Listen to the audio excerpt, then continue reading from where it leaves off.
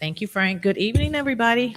Welcome to our February 9th meeting. I'm happy to see you all. Happy Black History Month. The time is now 6:31 p.m. and we're calling this meeting to order. Thank you, Frank. Good evening, everybody. Secretary David Smith, roll call, please. VP Bowman. Present. I'm present. Trustee Dooley. Present. Trustee Gross. Present. President Hannah. Present. Trustee Miller. Present. Treasurer Terry. Present. We have a quorum. Can we all stand for the Pledge of Allegiance?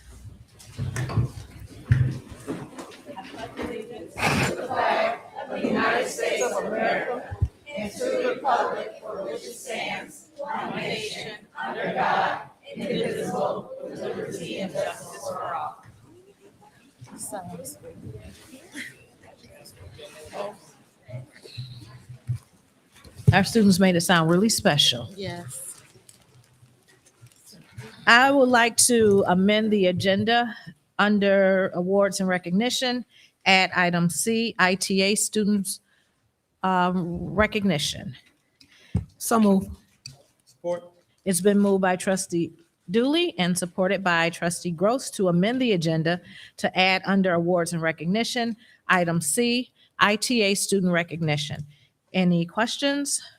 Roll call. I'm voting yes. Trustee Dooley. Yes. Trustee Gross. Yes. President Hannah. Yes. Trustee Miller.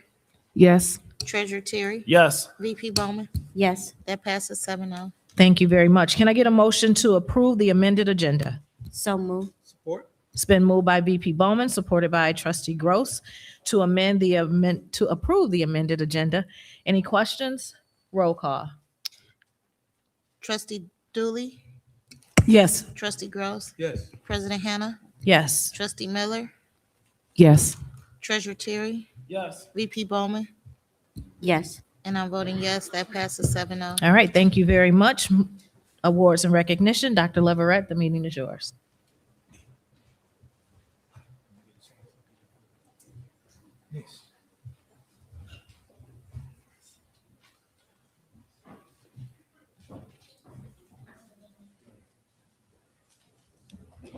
Thank you, President Hannah. Trustees, we are very excited this evening. I'm going to call Dr. Charman down to help me with these awards, Dr. Charman.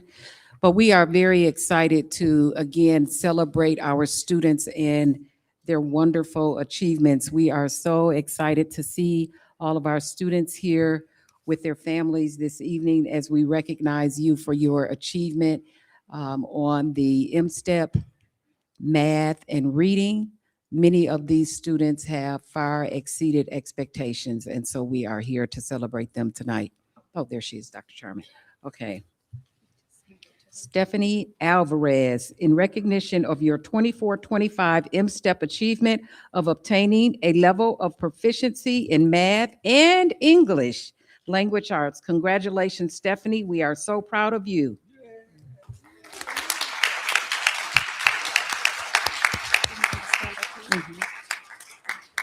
Ashley Adina Torres, proficient in English language arts.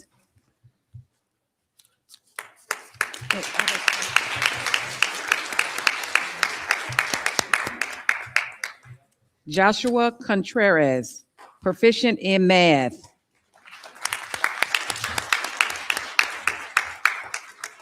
All right. Straight across, Dr. Charman.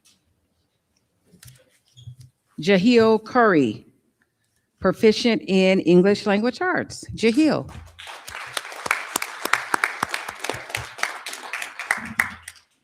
Zoe Escalante Avila, proficient in math.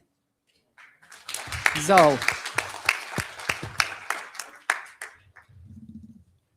Lathan Fantroy, math and English proficiency.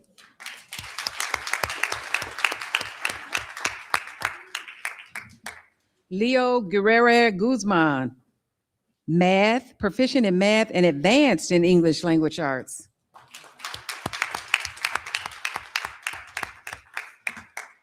Lorraine Gutaweski, proficient in math and English language arts.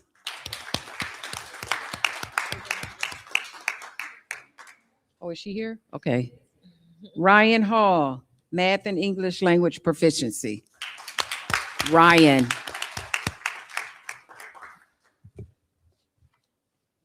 Alexander Henrique Marinero, Advanced Math and Advanced English. Yes. Jared Lopez, Math Proficiency. Jared.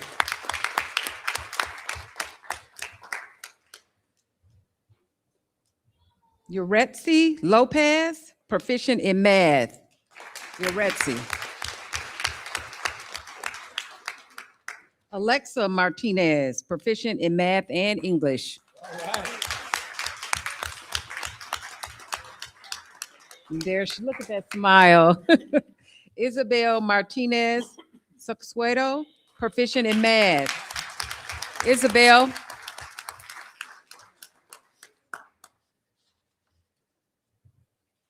Tony Mendelalo Ramirez, proficient in math. Tony.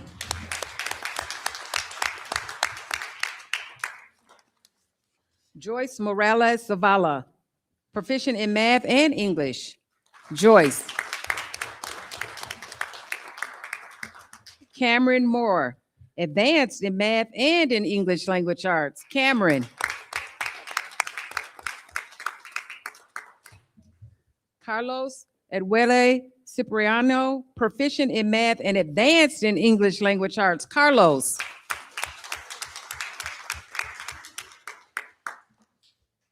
Jorge Orta Martinez, proficient in math. Jorge. Alexandra Pacio Bineo, advanced in math and advanced in English. Alexander.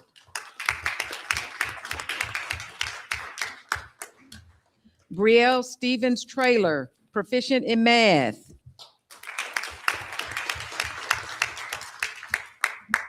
Zachariah Thomas, proficient in math. Brittany Torres Contreras, proficient in English language arts. Brittany. Jose Theodore, proficient in math and English.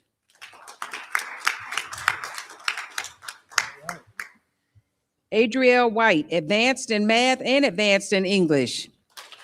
Ariel. Antoine Yambo Vez, proficient in math. Antoine.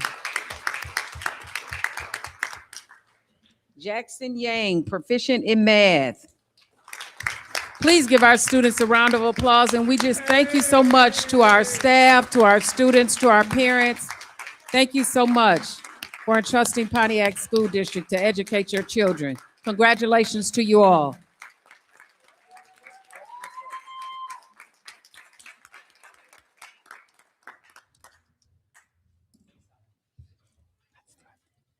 All right. Thank you. All right, this next certificate of distinction is presented to Brian Sherman in recognition of your continued dedication towards our students' success in career and technical education and in celebration of National CTE Month, Career Technical Education. Thank you, Mr. Sherman.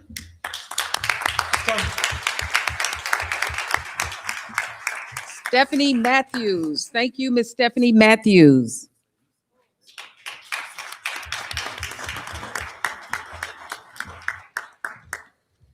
Emanuela Shepherd. Thank you, Ms. Shepherd.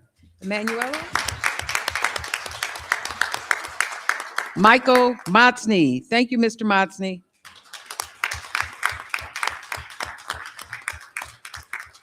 Alan Hasjord. Alan, thank you. Is Alan here?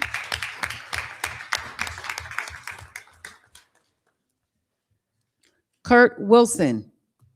Thank you, Mr. Wilson.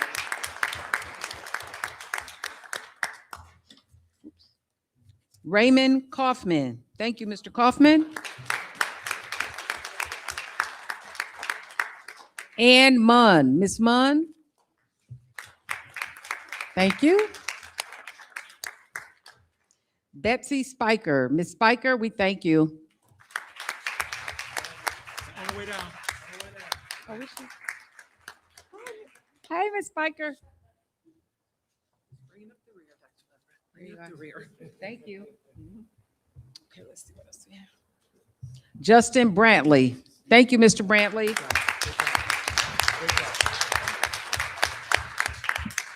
Suzanne Palmer. Thank you, Ms. Palmer.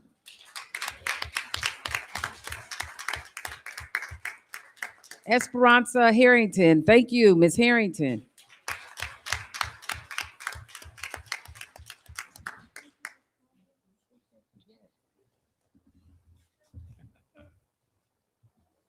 LaKayla Tadimi. LaKayla Academy. Thank you, LaKayla. And I believe I said Stephanie Matthews. That starts me over. Okay. Thank you to our Career Tech Ed as we continue to grow the many program offerings. We could not do this without you, and we certainly appreciate you. Congratulations.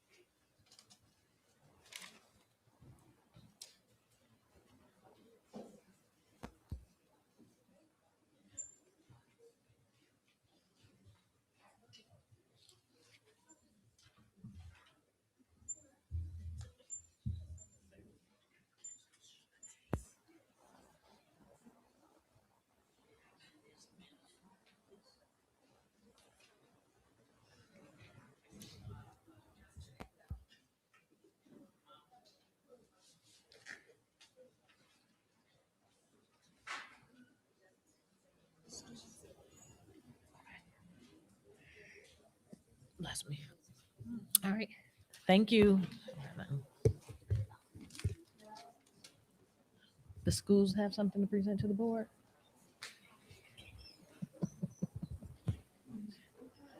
Do you know which school?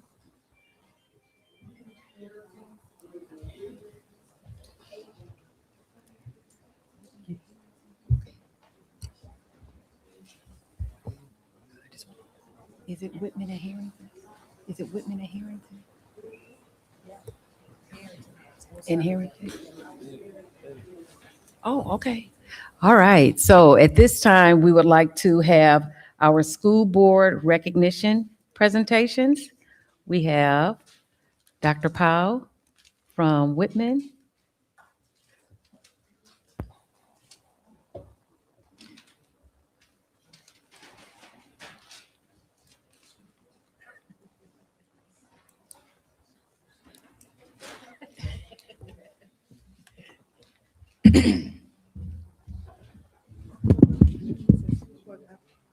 Good evening, everyone. I'm Dr. Powell, principal at.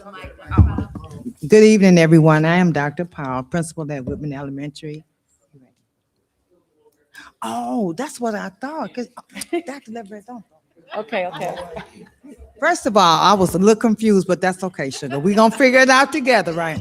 I just like to say I want to thank our school board members for everything that you do, everything that you stand for when it comes to providing support services for our students here in Pontiac.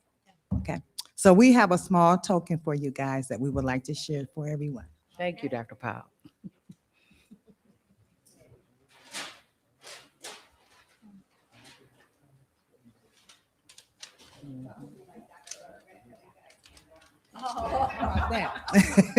Okay, it's not gonna be much time, but may you be proud of the work you do, the person you are, and the difference you make. And this is for Shaquana Davis Smith.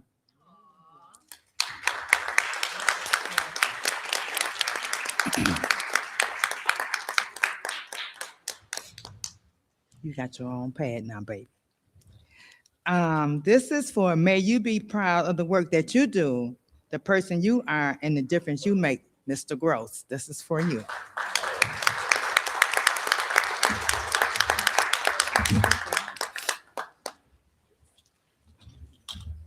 Thank you, Kevin. Thank you. Same thing for Miss Dooley. We are proud of the work that you do, the person you are, and everything you stand for, Miss Dooley.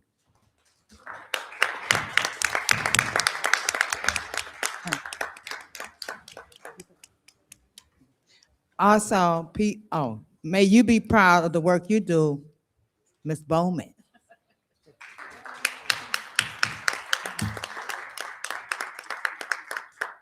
We have also want to thank Miss Miller for the work that you do.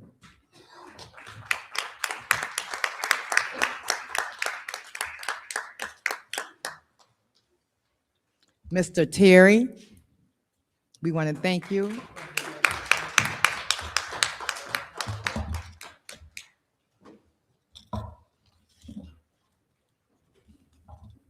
Thank you, Mr. Terry, for everything that you do.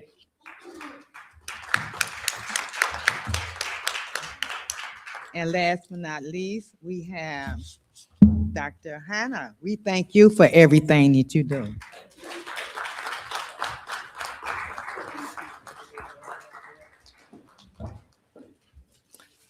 Thank you, Sugar. And that's just a token from Whitman saying that we appreciate everything that you do for our community, for our students, and what you all stand for. Thank you. Thank you, Dr. Powell. Next, we'll have a presentation from Pontiac Middle School. Dr. Robinson.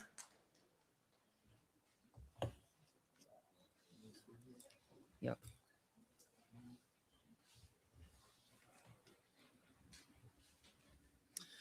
Good evening, everyone.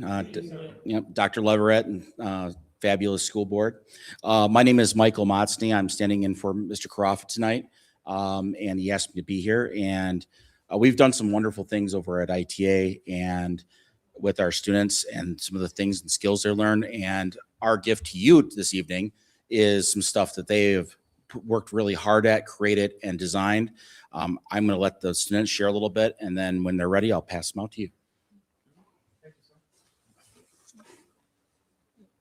Good evening. My name is Brittany. Good evening. My name is Braylon. Good evening. So we are a part of our school's mechatronics class. In it, we learn things such as additive manufacturing, that, for example, is 3D printing, as well as CAD, which is computer-aided design. In that class, we've made you all, Dr. Leverett, we can also make you one. Sorry. We made you each a nameplates, and we hope you like them. Oh, nice.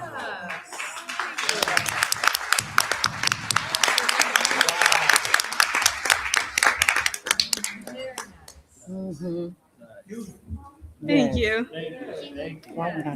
Yeah, I want to explain how. Do you want to give an explanation how you made them? Explain. I don't know what to say. Just say like the shape of it, and like how the process of so in CAD. So we design it in CAD and then we 3D print it basically. I'm in the slicer program. Yeah.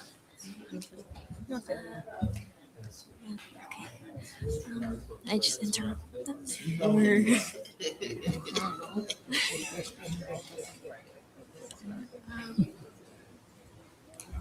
You could say like gives me. I appreciate it. example of Thank what you. We do in the past, or the process how we made these. Excuse me. Okay. Excuse me. Oh, so the process of how we made these were through putting through the CAD program, and we put these like bases through a slicer program in order for them to get printed out, and so that's how we like designed all of that and things like that. Nice. Yes.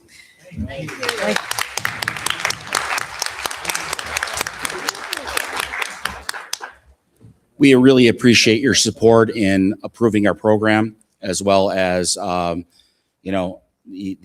continued support of Mr. Sherman and the other people in the CT department who are training with us and working with the kids and supporting the brand new in its infancy. and I hope you enjoy them. And Dr. Leverett will get you one to match everybody's up there. Just give me a little time to get that going. But we have some lot more cooler things coming, and look forward to sharing those with you at the time. All right. Thank you very much. Thank you. Thank you, Mr. Monson. Thank you to your students as well. Pontiac Middle School, Dr. Robinson? Mrs. Rush?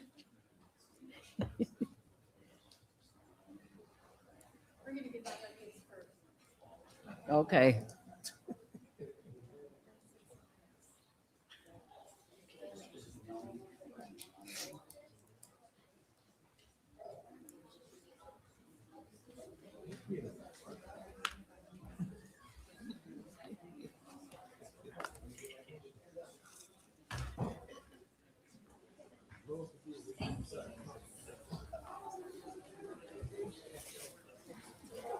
Thank you.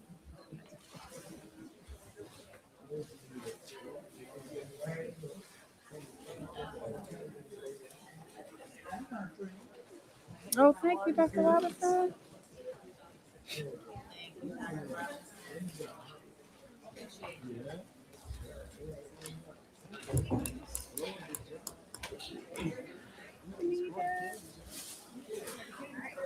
So on behalf of Pontiac Middle School staff and students, we just want to thank you, and you'll notice, for being so sweet, for always considering us, and for taking care of us and supporting all of our needs.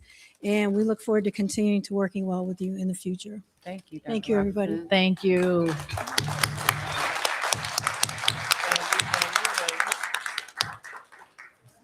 Is that it, Dr. Leverett? Yes, it is.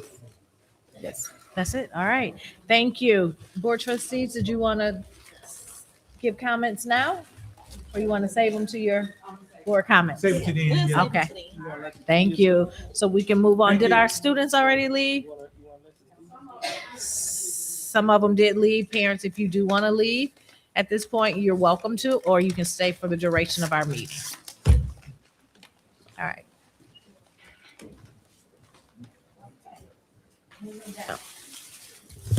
Moving down the agenda, I say good evening again to our board trustees.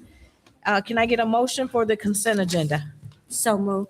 Support. It's been moved by VP Bowman and supported by trustee Gross to approve the consent agenda items. Any questions? Roll call. Trustee Gross, Yes. President Hannah, Yes. Trustee Miller, Yes. Treasurer Terry, Yes. VP Bowman. Yes. I'm voting yes. And Trustee Dooley, Yes. that passes 7-0. Thank you very much, Secretary Davis Smith. Next on our agenda is information from the superintendent and administration. Dr. Leverett. Thank you, Dr. Hannah. At this time, we will have our Pontiac Schools E-rate projects for 2026 with Sydney Pershawn. Sydney? Oh, there she is. Good evening, President Hannah, trustees. I'm just going to go through kind of a brief overview of what our E-rate projects are going to be looking like for 2026. We want to do a UPS refresh. That would be a battery backup system for all of our IDFs and MDFs in the buildings, as well as a partial wireless access point refresh. So the first slide just gives a brief overview of what our network currently looks like. So we have our main network that's coming into our firewall, which is what is being protected through our buildings. That's where our VPN is hosted at. And then we have our core switch, which is currently hosted at our admin building. And then from there, that goes out to all of our individual buildings. We have our MDFs there, and then those break off into our IDFs. And then within those, every IDF has a UPS battery backup, which keeps our network alive in case there's a power outage, to keep phone systems up, to keep internet up, so we can make those important phone calls that we need to. And then they also house our wireless access points. So we have 148 wireless access points that are going end of life July 21st, 2026. So that will be what we are looking to refresh this cycle with our E-rate budget. They're currently about 7 years old. Like I said, they are end of life, so they will no longer be getting security updates as well as firmware updates. So that could put some vulnerabilities on our network if we do not update them. Our UPSs are, again, about 7 years old. They have an average lifespan of 5 to 6 years. So that is why we are looking to refresh those, as they are getting a little bit on the aged side. The next slide talks about what E-rate is. It is a universal service administrative company that we apply to, and then they help schools and libraries get affordable rates for putting essentially internet into our buildings. Our current allocated funds, there are just over 821,000, and that will last us between 2026 and 2031. We get about $201 per student. There are 2 types of E-rate reimbursement that you can apply for.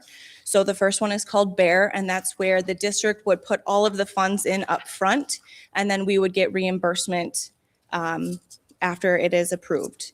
So that is what we've done in the past, but this time we are looking to go with the service provider invoice. So the service provider pays all of it up front, they put the reimbursement in, and then what isn't covered by the USAC is then billed to us. And so that's a roughly 25% that gets billed to us that is not covered by the USAC.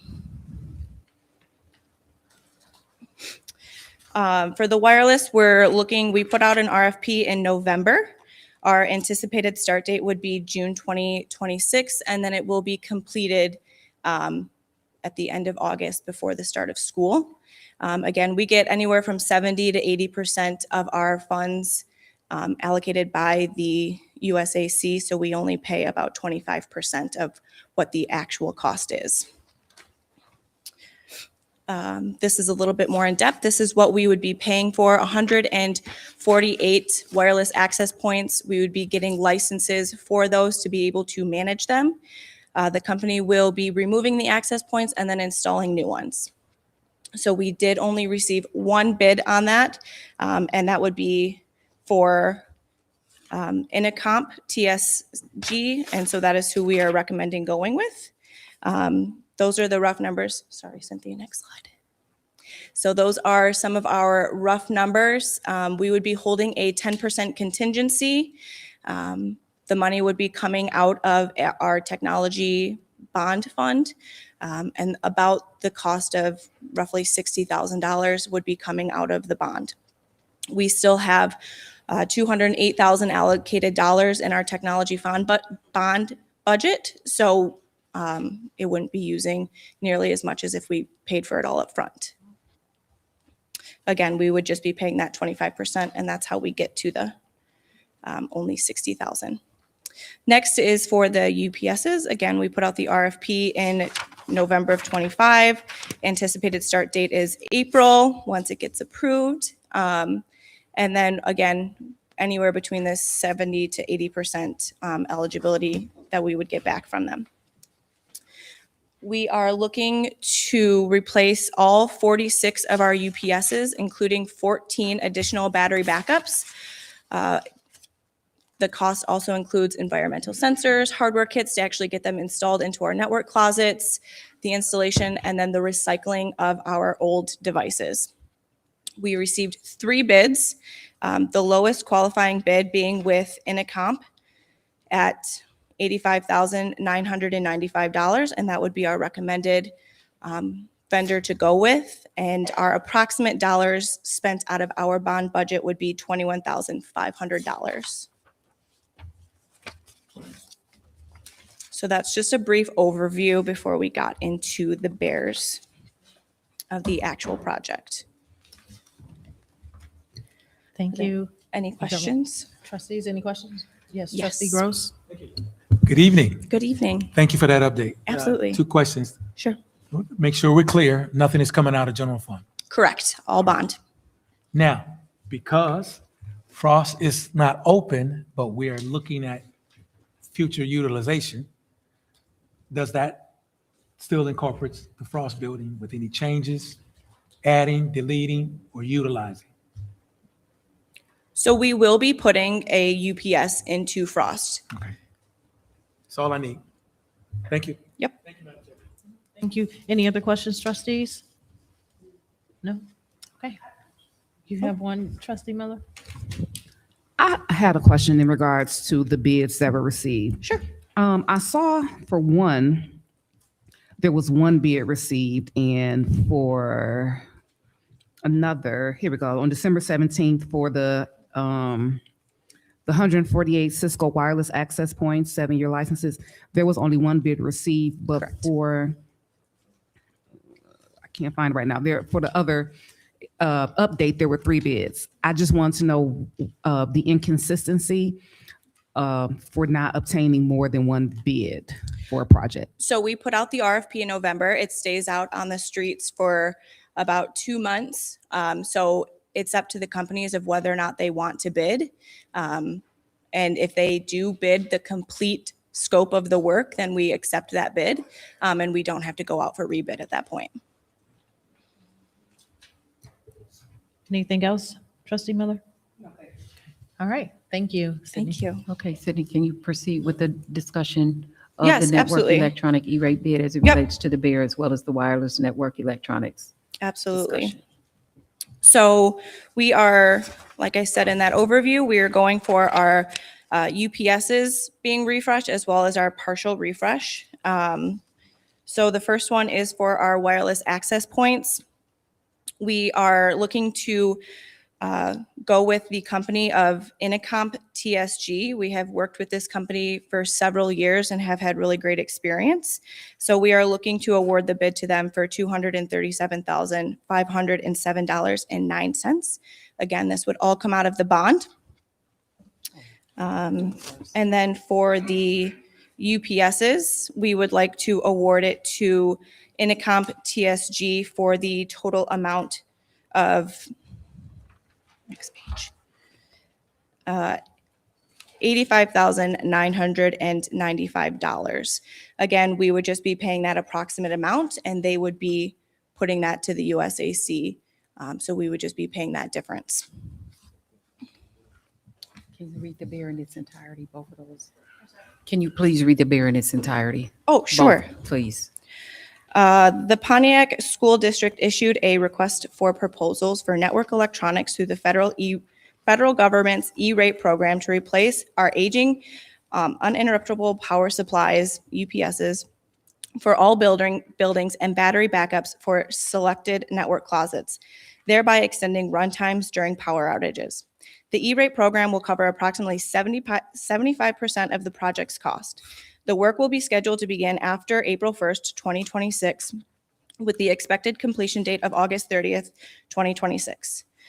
The district received 3 bid responses. After reviewing each, the lower bid proposed meets the design and RFP specifications. Below is the summary.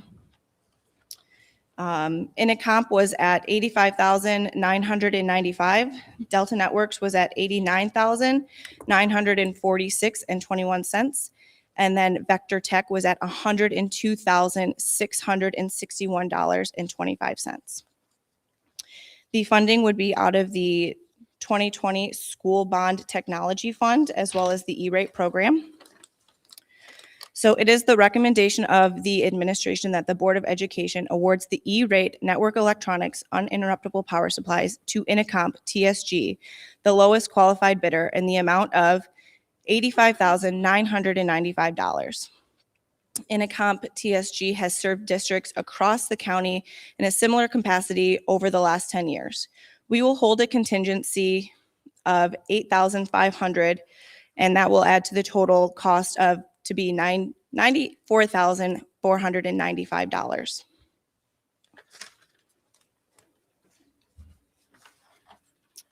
And then for the wireless network electronics partial refresh.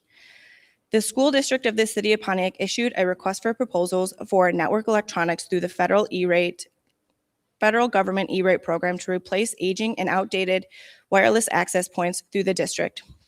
The district received one bid response from Inacomp Technical Services Group. The cost of the project is $237,507.09. This includes 148 Cisco wireless access points, 7-year licenses, removal of existing access points, and installation of new access points. The E-rate programs will cover approximately 75% of the project's cost. The work is scheduled to begin after April 1st, 2026, and with an expected completion date of August 30th, 2026. The funding source would be the 2020 School Bond Technology Fund as well as the E-rate program. It is the recommendation of the administration that the Pontiac Board of Education award the E-rate wireless network electronics project to Inacomp TSG in the amount of $237,507.09. Inacomp TSG has served the district across the county in similar capacities over the past 10 years. We will hold a 10% contingency of $23,700, and that will bring our total cost to $261,207.09. All right, thank you. Board, are there any more questions? All right, thank you. Can I moving down to the approval of the network electronics E-rate bid? Can I get a motion? Support. It's been moved by trustee Gross, supported by VP Bowman, for the approval of the network electronics E-rate bid. Uninterruptible power supplies. All right. Can we get a roll call, please? President Hannah, Yes. Trustee Miller, Yes. Treasurer Terry, Yes. VP Bowman. Yes. I'm voting yes. Trustee Dooley No. and Trustee Gross. Yes. That passes 6-1. All right, thank you. Can I get a motion for the approval of the wireless network electronics partial refresh? So moved. Support. It's been moved by VP Bowman, supported by Treasurer Terry, for the approval of the wireless network electronics partial refresh. Questions?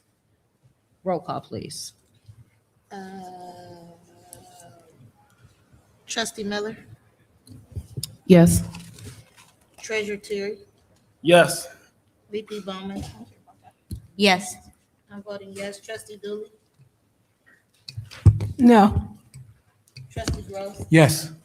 and President Hannah. Yes. That passes 6-1. All right, thank you very much. Thank you. Thank you, Sydney. Thank you. All right, moving down under Board of Education for discussion, we have Board Policy Review. VP Bowman.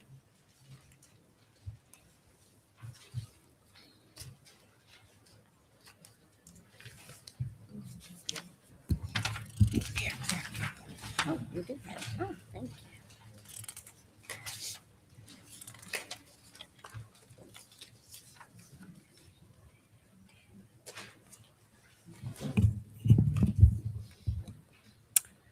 Good evening.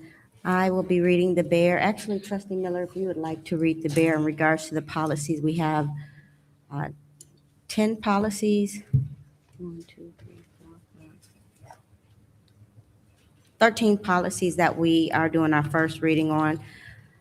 And Trustee Miller, please read the bear. Good evening, everyone. This is the first reading, as VP Bowman said, for 10 policies.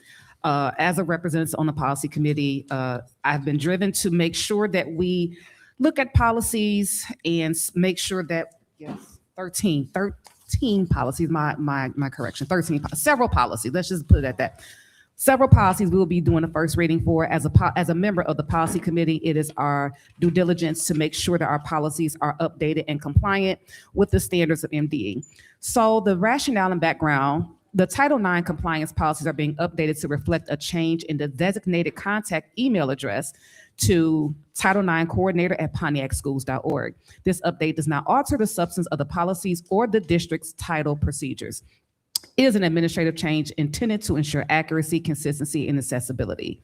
This update is being recommended following review by the district's policy committee. The committee determined that Using a centralized role-based email address is best practice and noted that similar changes have been implemented by other school districts. Using a centralized email address supports continuity of compliance regardless of personnel changes, improves the timely receipt and tracking of Title IX reports and inquiries, and aligns with best practices for regulatory compliance and record management. Updating the policies to reflect the correct contact information ensures that students, parents, staff, and community members have clear and reliable access to the district's Title IX as required by law. Approval of this update will ensure the district's policy remain current, accurate, and compliant with Title IX notification requirements. There is no funding source. The recommendation of the policy committee that the Board of Education approve the following Title IX compliance policy updates as presented. Policy 1422, 1623, 1662, 2260, 2260.01, 2266, 3130, 3122, 3123, 3362, 4122, 4123, 4362, and 5517. And to sum everything up, what myself and VP Bowman and the other members of the policy committee, we removed, it was determined that the removal of specific people and their names for these policies and put a generalized person, because positions change, people change, we gain and we lose people. So instead of having a name of an individual, we put the position and we put a Title IX coordinator email instead of an email of an individual employee of the district. So this will streamline and maintain consistency in the event we lose personnel that were previously listed as a Title IX coordinator. So to sum it up, that's what the changes are in these policies. All right, thank you, Trustee Miller. Any questions, board? No? Okay, good job. All right, thank you. Moving President, down. I do- Yes. Just one question. Okay. For the email address, I know it's a general. Do we know specifically who would be like monitoring this one? So in case something does come in, it can get directed to the right person? Well, right now, it'll be Susan, but that's why it was a email versus taking a name, because prior to it was a former staff that is no longer with us. So this email will allow multiple staffers in the event to get to that information. Thank you. All right, thank you. Okay, finance items, reports, financial report updates. Dr. Leverett. Thank you. At this time, we will have Catherine from ProNexus provide the finance reports, a review of the monthly financial reports to the months July through December of 2025. Catherine? Thank you very much. So I think up here, we're gonna just go through the first slide, which is our general fund cash flow. So if we look at the beginning, at the same time frame of last year, we were at $48 million. We're at about $46 million at the same time frame this year. And basically the reduction in that was because of the tax anticipation notes, of which we didn't pay off from the prior year. We had about $1.2 million that we paid off during this current year, that we won't have that as we move forward. So we're still in a good financial position as we move forward. But that's really why we're at a lower place than we were at the same time in prior year. If we go to the next slide, so this is basically showing you over the years, when we had the tax anticipation notes, what they did is we issued them in June of every year, which during those months, we don't have the property taxes coming in because those start to roll in September. So we issued those notes in order to suffice our budget as we move forward. As you can see, we've worked to a point where we won't have to issue those next year because we're to a point where we can withstand those summer months in order to move forward through the year.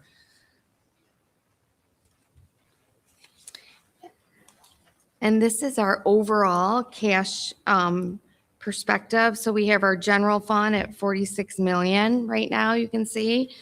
We have food service, internal services, and then we also have our bond debt, which is about 5.5 million, and our, so our bond series, which is about 17 million that we just issued the new bonds for capital projects as we move forward. We also have the sinking fund at about $5.2 million. So in total, when you bring that together, we have 47 million in our general fund and 29 million in the other funds. If we put that though in perspective, as we move to the next slide, we'll see. Oh yeah. I caught this. You said bond debt or bond amount? Oh, did I misspeak? Maybe. I You did. said bond debt, So we have our debt fund at 5.5 million. but you said bond debt because we're looking at approving something for the bond tonight. If there's a debt, how do we approve it? Yeah, yeah. Yep, go ahead. Yeah. No, I understand that. She said bond debt. She did. Okay. I just needed an explanation. Thank you. Okay, does that answer your question? Mm. Okay. Not mine, it doesn't. Okay. It's still maintaining, still with the bond debt. I'm looking here, and we have 1, 2, 3. So I'm assuming bond debt fund, $729,789 is bond debt fund 1, and then bond debt fund 2 is $79,191 and $6,026. So, but this is a bond debt fund investment. So apparently there was a $4,705,621 investment towards the debt, the bond debt fund. Is that what I'm reading? Yes, basically that's the amount of dollars that we have for that. Available or in debt? Oh, available. Thank you. That's Yeah. what I need to say. That's what I think should have that's- said. Yeah, Yes, it's I think that available. was a confusion. When we said debt, that meant it sounded like we owe that money, Yeah. but you're saying that We that's have just those the name. resources to pay. Okay, what I need. thank So you. we're fine in that area. Okay. Okay. Because if we had a debt, it means we would improve. this No, fund to go this to is the your, general fund. this is your Go to the balance. general fund. Yeah. Am I right? I've been No, doing it's this a not a long debt. time. It's I not know. a debt that we owe. No. Thank you. Yeah.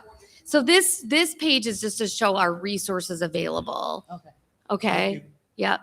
So so sorry, I probably didn't present that as well as I should have. Okay, so then if we go to the next slide and we look at our general fund, we have the budget. Sorry, I'm current- sorry, Catherine. We got another question. Okay.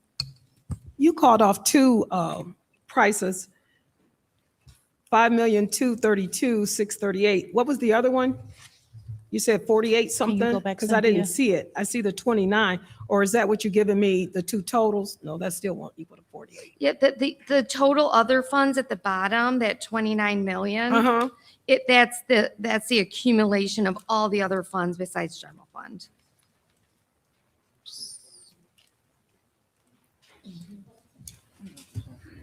So if you took the 17, the 5, and the 5, you're going to end up at 29 million. Does that make sense? Did you I'm have just going another to question? respectfully get some time with the two of you this week so you can go through it. I'm not going to waste time in the Okay. general bill. But Okay, so I thank you. just split it up between the general fund of 46 million and then our other funds that are servicing other needs. So that's the 29 million that you're seeing. Okay. All right. All right. So then if we move on to the general fund, this is our budget to actual amount. So we have our revenue, which is our local property taxes, which we're at 90% of budget right now, which that's our summer taxes that we collect, in early fall there. We have our state aid that comes in. We're at 24% of budget. We have our federal dollars at 86%. And that's really, it's a reflection of the dollars that we've received in order to pay for that second fleet of buses that were the electric buses that we received. And then we have other financing sources, which is the ISDs collected and the tax millages at 46%. So at the current moment, we're at 67% of our budget. Our revenues are going to flow earlier than our expenditures because we're only 6 months through the year. So we'll see that as we move down to expenditures. So as we can see, we're at 41% of our budget for expenditures to date. We can see that salaries and benefits are about 60% of our budget. And then we can see the other items that make up the rest. If we look at capital outlay, which is what you're going to look at there, that looks a little bit high at this current moment because it says 99% of budget 6 months through the year. That's the buses. So that's the buses that we purchased that are offset by that federal amount up above that's at 86%. So it's offsetting each other. That's that second fleet. And that's why we're at where we're at that current moment. The rest of the year, we don't have a lot budgeted in the general fund for capital outlay. So that's really going to be our majority of what we have. And it's funded by a grant. So that's a good thing that you can see there. And then as we move forward here, we can see our budget to actual. I think mostly what you want to focus on is that fiscal year 26 year to date. And what we see is that property taxes are 62% of everything that we bring in to fund our school.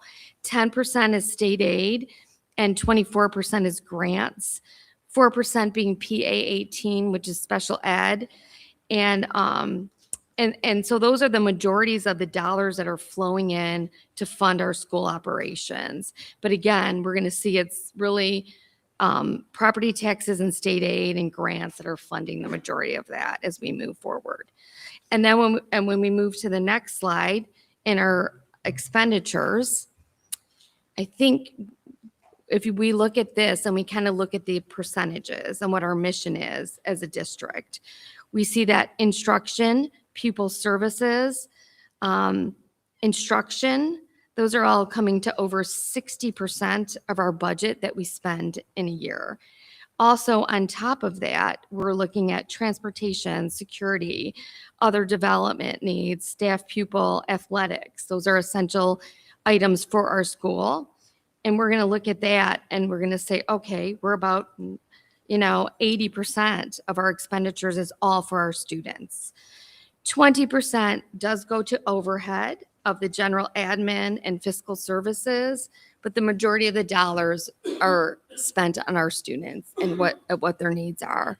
And I think this graph is a good way to look at that. I think that the one to the right is just a monthly. I think really you need to focus on the one to the left because that really tells you year to date where we're at and we're on track.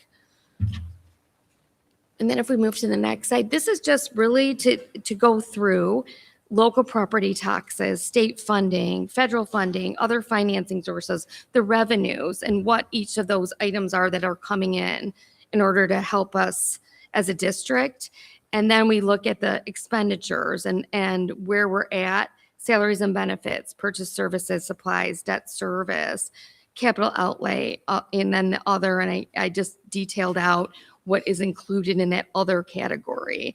So this is just really for a knowledge base for everyone to see when you look at the graphs, the revenues and expenditures and where they lie. Our next fund is our food service fund. Obviously, this is for our kids and the food that they're receiving every day for breakfast and lunch, and then the expenditures related to that. Currently, we're running at a little bit of a deficit in that fund. So we're looking at that to kind of right size the expenditures. But overall, for this year, we're almost break even, but not quite there. So we'll have to look at that a little further as we move forward through the year. This is our debt fund. So this is our rolling cash in our debt fund for our debt services that we were speaking about. So that's that. When you look at that bottom number that we looked at the front page, referring back to it, we have $5.5 million there to pay our debt needs as we move forward. I think better picture of it, probably, and that'll come next. So if we go to the sinking fund, which is next, we have 5.2 million in there in order for our sinking fund needs. The sinking fund is important for this year because it's going to pay for the EV funding. And it's the hub, and it's also going to, obviously, there's emergency needs as we go through the year and what we need. And I think when we turn to the next page, we'll kind of see the debt fund operations versus the sinking fund. So let's go to the next slide. Okay. So our next slide is our debt fund. So we have revenues that are funding that of 6.7 million to date, bond debt payments to date of 2.5 million. So we have an excess, but we can see our budget is going to end up at that $7 million. So we'll kind of inch in a little bit to our fund balance. We have those extra savings that are sitting there, the $226,000. So we'll use a little bit about that this year, but not much of it at all. So that's year to date where we're at. Obviously, our debt payments come in throughout the year. So the end of the year, we'll basically break even with where we need to be at in order for a fund balance in the debt fund. Question. Yep. I've asked this in the past before. These monies that are actually, we physically have these monies, right? Yep. Meaning these monies are earning interest. Yes. The actual interest itself can only be utilized or used towards the projects of which that money sinking fund is replace, rebuild, refurbish. Right? Can use it for salaries, anything other outside of what it is for. Correct? Right. So if you're earning interest in your debt fund, So because they're the separate interest of funds, those sinking fund balance monies can only be utilized toward those sinking fund projects. yes. Okay, I want to make sure. Yep. Because we are earning interest. Yep. Right? Yep. And we just can't utilize the interest on how we want. But it has to be used, and we talked about that as it pertains to the EV buses, because we received a humongous amount of monies for the EV buses. One time, $9 million, which earned, and we didn't utilize we had to buy the buses with it, but that earned some interest. But it had to go towards the utilizations of EV, whatever it pertains to EV. So where I'm going, I just need the community to understand. People are looking, I need to say this, because it's very important, especially now in contractual negotiation times. Right. People at home who don't have a clear understanding about monies and accounts and the utilization of those monies, right, will make the assumption that you guys got $7 million. You guys got $5 million sinking fund, but you're not working on anything right now. We're going to come up soon to approve something. So the question is, this money's sitting, why can't we use it to ensure that we're paying teachers, janitors, ministry? I just need for the public to understand that that's just not money that this board can vote on to approve because it's needed in other areas.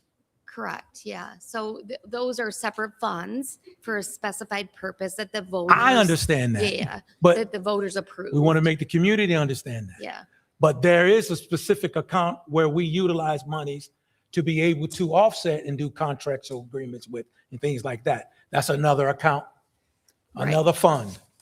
Yes. Okay. Exactly. Listen, I just want everyone to know and everyone to be on the same page when it comes to this. Right. Because you're exactly what you're saying. We have a debt fund, we have the sinking fund, but those taxpayer dollars were voted for that specific purpose For that purpose. of capital improvements as we move forward. That is correct. So those dollars have to stay where they're at. Yes. Mm-hmm. Including the interest. Yeah, Thank you. and It's important. and the interest was it remained there and was used because of things that happened during the year, and some of the buses maybe costed a little I extra, understand. and we used that interest in order to pay that extra cost. So Right. yeah, but it stays all in the same place where it belongs. And aren't we still out of formula? Yeah, we're at a We formula. aren't we still out of formula, Yes, right? yeah. So we don't obtain or receive any specific amount of funding based on them, but the children, the amount of children that are here. No, it's based on property I'm sorry? taxes. Yeah. Say that again. We are receiving funding based on taxes that we receive, Yes. right? Mm-hmm. Not based on the student count, Right. Because you're out of formula. because we're out of formula. Right. But it's been stated that Pontiac receives the most amount of money for any student in Oakland County. And we don't. No. We say it again, say it loud. No, you don't. Thank you. That's all I need you to say. So, but you're right. So because we're out of formula and we do have some non-homestead property taxes, which is the 18 mills That we collect, helps us and there's fund. a specific amount of monies Yeah. that the federal government provides for students, Title Is and things like that, Yes. and the state. However, we don't receive a stipend based on the children in the district. No, you do not. Say it aloud. You do not Thank you. because you're out of formula. Because we're what? Out of formula. Yep. Yep. Okay. So does that, okay. So then if we just move on, we'll go on to the sinking fund. So the sinking fund, we can see that we have our amended budget in here and we have $7.9 million of expenditures this year. But really what the majority of that's going to be is funding the EV hub, 3.9 million upfront this year. And then the rest is going, the rest will be for emergency items that happen with repairs, maintenance, and the schools that happen as we go through the year. But what will come to fruition is the fact that those dollars we were going to spend this year on that EV hub, there's grants in place that we're going to receive those dollars next year. So it's just a flow of dollars coming in. But those have been put in place, so that will be replenished, and then we'll be able to use those dollars for the schools every day. So, all right. And then our next graph is just the bond series fund. Again, this is a 17 million. So this is kind of a good point when you look at that overall cash piece that I showed everyone. We can see where all those dollars belong in each of their respectable funds that the taxpayers voted for. And so this is what we have right now, the 17 million, but you can see as we go through the year what those dollars are spent on.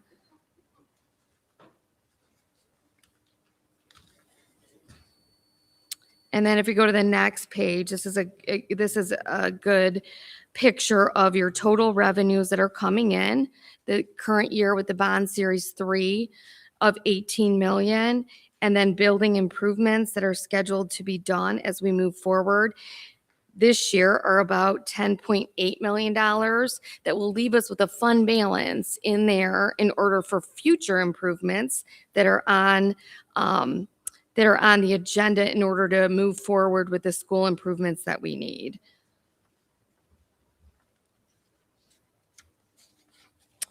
And the other information is emergency purchases. So we really didn't have any emergency purchases in December. Frost did have a previous required purchases for the boiler needs of $36,000 that was funded by the sinking fund. Budget Amendment 2 will impact of any ratified contracts that are currently in negotiation. So we're in negotiation with the contracts right now. And again, as the point was made, that comes out of general fund. Yep. Yeah. So are there any questions? That's it. Any questions, trustees? All right. Thank you, Catherine. Okay, thank you. Moving down the agenda to curriculum and instruction, Dr. Leverett. Thank you, Dr. Hannah. At this time, we'll turn it over to Dr. Devison. We will have presentations from Harrington, Mr. Mickens and staff, and we'll have presentations from Whitman, Dr. Powell and staff. Dr. Devison. Good evening to everyone. Just letting you know that we are continuously trying to give the district a picture of every building. On today, we have Dr. Powell, who will be presenting Whitman, and also Mr. Mickens, who will be presenting Harrington. Please note that Ms. Wright gave you another copy because we did have to make some corrections to the presentation. Thank you so much, Dr. Powell.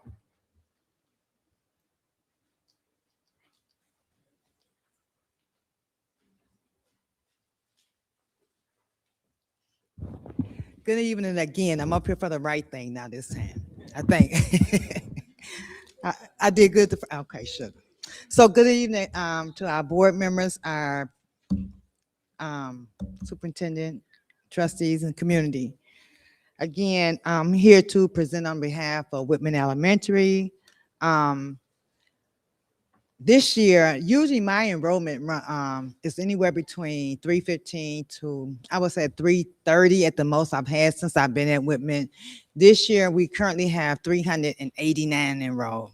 So yes, I have 3 kindergarten classes, thanks to Dr. Davison and Ashley. They have worked very closely with me because it was a lot of little people downstairs. I'm telling y'all.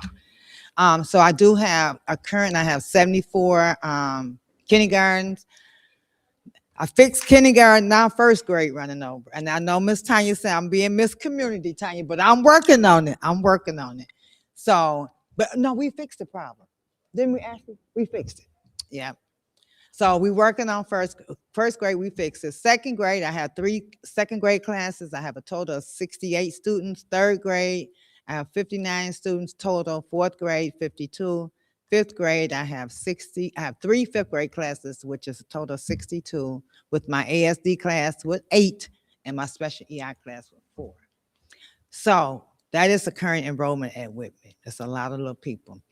One of the things that I feel good about is that they come every day.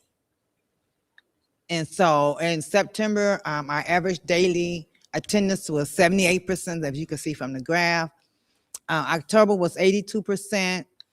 November the same. December we kind of went down, and then January, with the weather being cold, a lot of the parents wasn't sending the kids, and I understood that, especially for my ones who had to walk. And I want to thanks again. You know what? I just believe in, let me say that to you all, thanking people for who helping me. I called Miss Tanya, and then my central office partner, where is Brian? He might, but anyway, because I had some students that were walking, was too far. And when I reached out to Tanya, and then she referred me to Wilma, so they are no longer walking now because it was a long little walk for them. We talked about our average. So at Whitman, we do have an attendance committee. They meet monthly, second Wednesday of every month, to review attendance and plan support. Students with perfect attendance show that being present every day, it pays off. Okay. Parents of the student with perfect attendance, we have a drawing, a raffle for them, and they even receive a special token. For example, we got count day coming up Wednesday. So we will hold a raffle where a student with perfect attendance will be selected, and they will win $50. And the parent of that student will get $100. So we have to be positive and sometimes think outside of the box to get parents involved, keep the kids coming every day. Together, we celebrate and encourage our students and families for making attendance a priority, because every day counts towards their success. And we can't teach them if they're not there. Okay.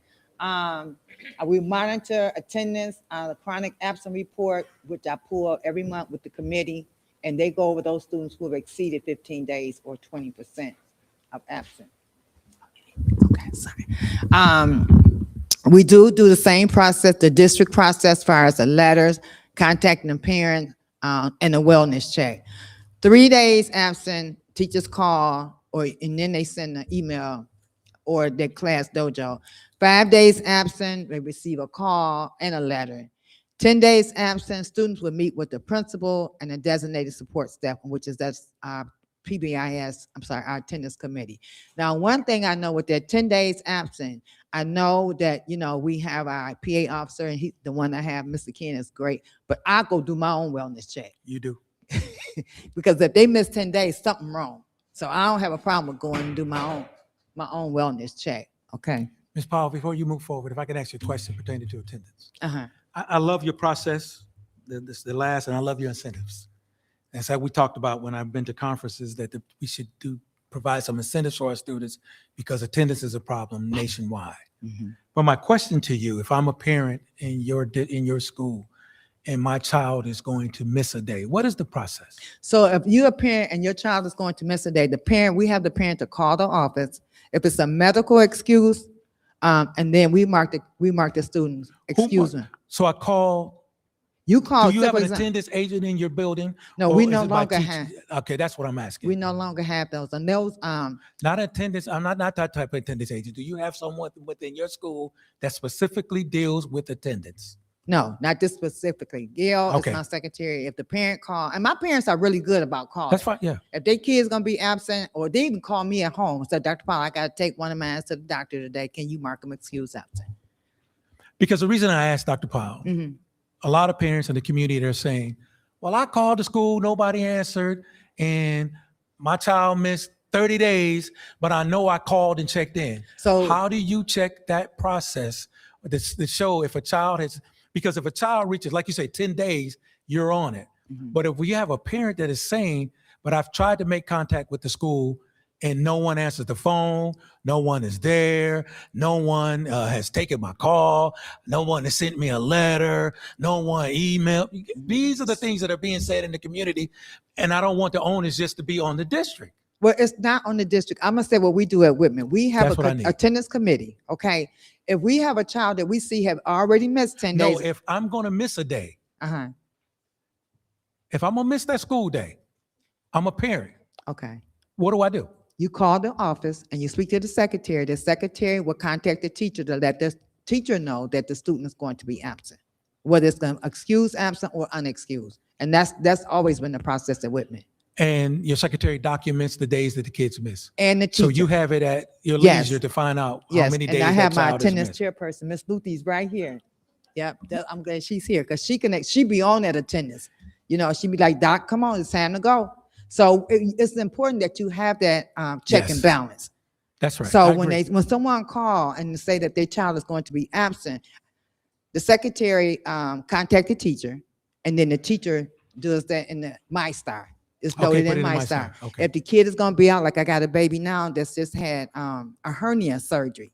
So they called me and I informed Gail that the baby's going to be out for a couple of weeks. So she's marked excused absent. Oh, I know you on it. I know personally because you call me. And so, but I just wanted to make sure that that message continues to be clearly sent, that there is someone that's there in the school that would Absolutely. be ensured that their child will be marked and that it's there. So no parent can say, hey, I called, nobody answered. No, we answer. Okay. Thank Because you, if Doc. not, they will No, call me. No, you do a great job. Okay.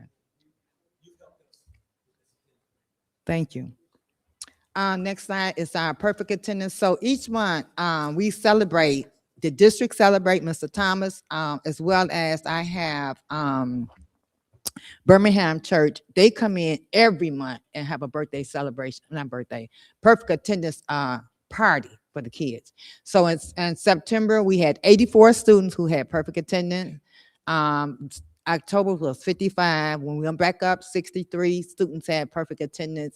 December was 58. In January, when I first checked, we had 80 kids, but then it dropped because of that weather. It was too cold. Okay. And then, you know, I had to make sure, and I want to thank Dr. Devison for calling. Dr. Powell, they got hats, gloves, you know, I'm standing at the door, sugars zip up. But you got to take care of them because they babies and they don't know any better. So that's our perfect attendance. So Whitman, my KIP goal is for ELA is to increase our student performance on M-STEP ELA assessment by intentionally utilizing the Michigan ELA standard crosswalk. Okay, what that is, the Michigan, the crosswalk are the standards that the kids are being tested on. That don't change. So what I want to ensure that this tool that the state has already aligned for us to say, this is what the kids are being tested on. We identify the claim, the target, and the standard. The standards are included within our written wisdom, but also I want to make sure that the teachers know this claim and then they can use additional resources to help with the students, and preparing them for MSTEP, for ELA. So basically, by leveraging the crosswalk, instructional planning will be more targeted, standard aligned, and responsive to student learnings across grades 3 through 5. Okay. Same thing with math. We want to increase student performance on the MSTEP math. And let me say this. When I looked at Whitman data for 2 years, we didn't go up, we didn't go down, we maintained. So something is working, but we got to figure out, okay, what can we do? What we need to do to continue to move that needle. And the thing is, one of the things we talked about, and I always speak about, is you got to have a data conversation with the kids and let them know, okay, this is where you are, this is where you need to be. So how are we going to get we're going to move that needle, okay? Because them people in Lance are going to think you crazy and me too, okay? So, I mean, and I think that's what's really have helped us by me sitting down with the 3rd through 5th graders and I have a conversation with them.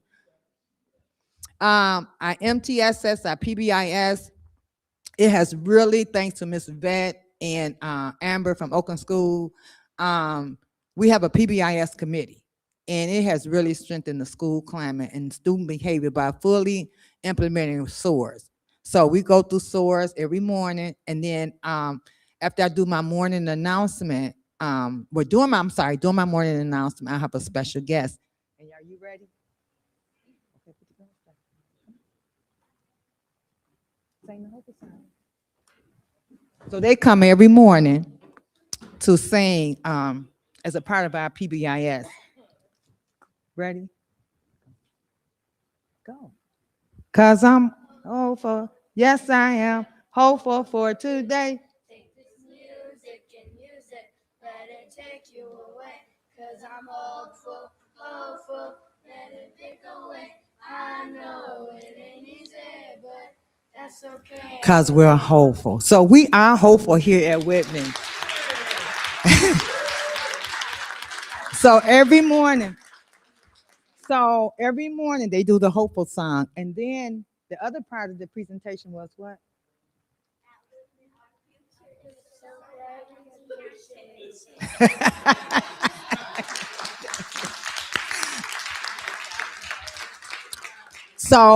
Thank you guys. So with our PBIS, we practice safe, being organized, accountable, and respectful. Mrs. Hussein is our chairperson over our PBIS, and she has created lesson plans. We have the use of SOAR tickets. So if a student is caught being respectful or safe, they get a SOAR ticket. And my partnerships have provided a school store. So every Friday they get to go to the school store. We also give the staff SOAR ticket. It's important that you keep them in order too sometimes. Okay, continue. On Saturday, once a month, I meet with the staff. Lately here, we've had November, December, and we had 75% of the teachers to come in on Saturday. Now, they are paid, okay? But it's not the mandatory. But my thing is this, during the course of the week or during the day, it's not enough time to sit down and look at data. And during that time, we take that session from 9 to 12. Teachers will review common assessment. They collaborate to develop target plans that support students who are struggling with specific reading or math skills. But the focus is all around data, okay? We meet, like I say, we meet once a month on a Saturday from 9 to 12, and it's not mandatory. My monthly parent engagement night, my community and school coordinator, Ms. Toye, is phenomenal. Okay, when I tell you she come up with an idea, Dr. Paul, this is what we're going to do, because we got to find a way to educate these parents.